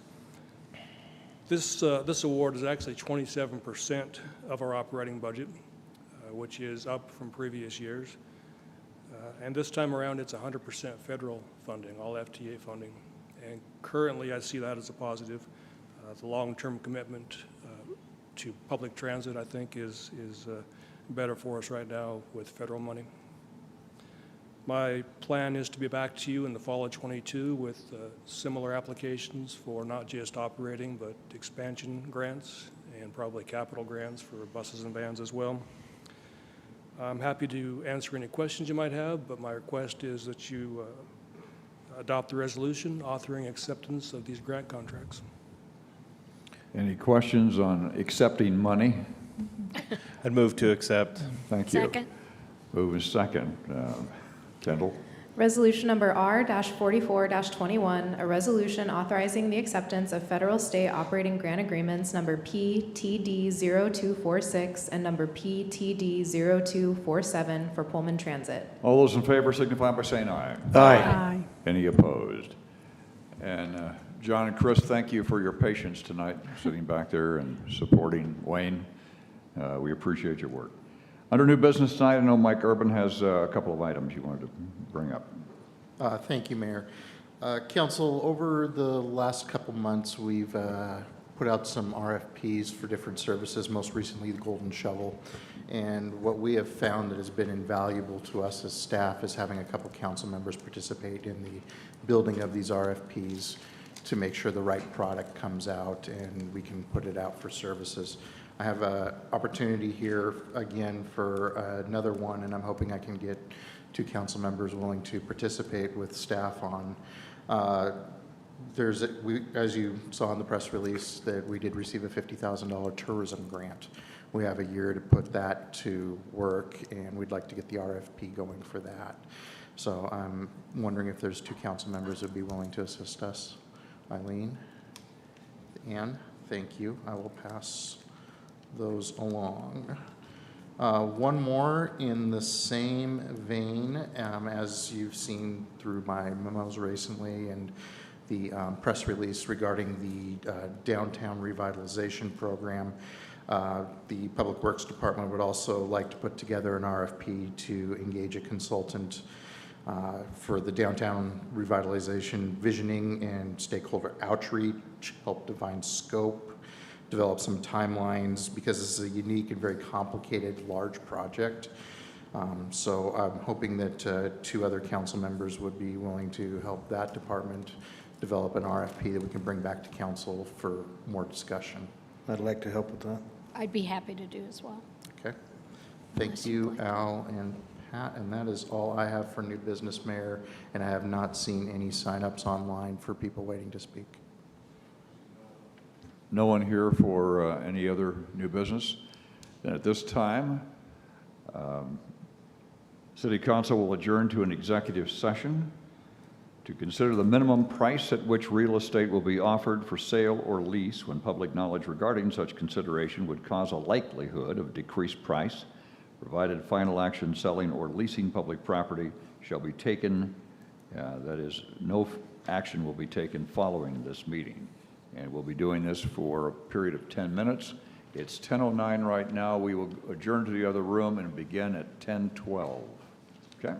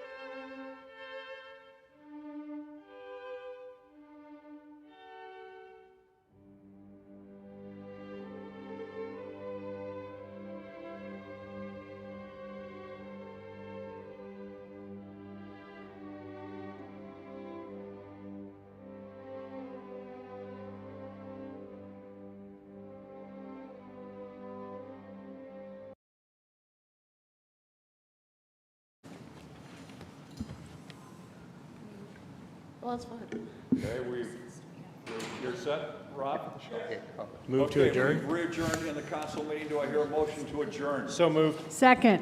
Okay, moved from Nathan, second from Ann. All those in favor signify by saying aye. Aye. Any opposed? Meeting is adjourned.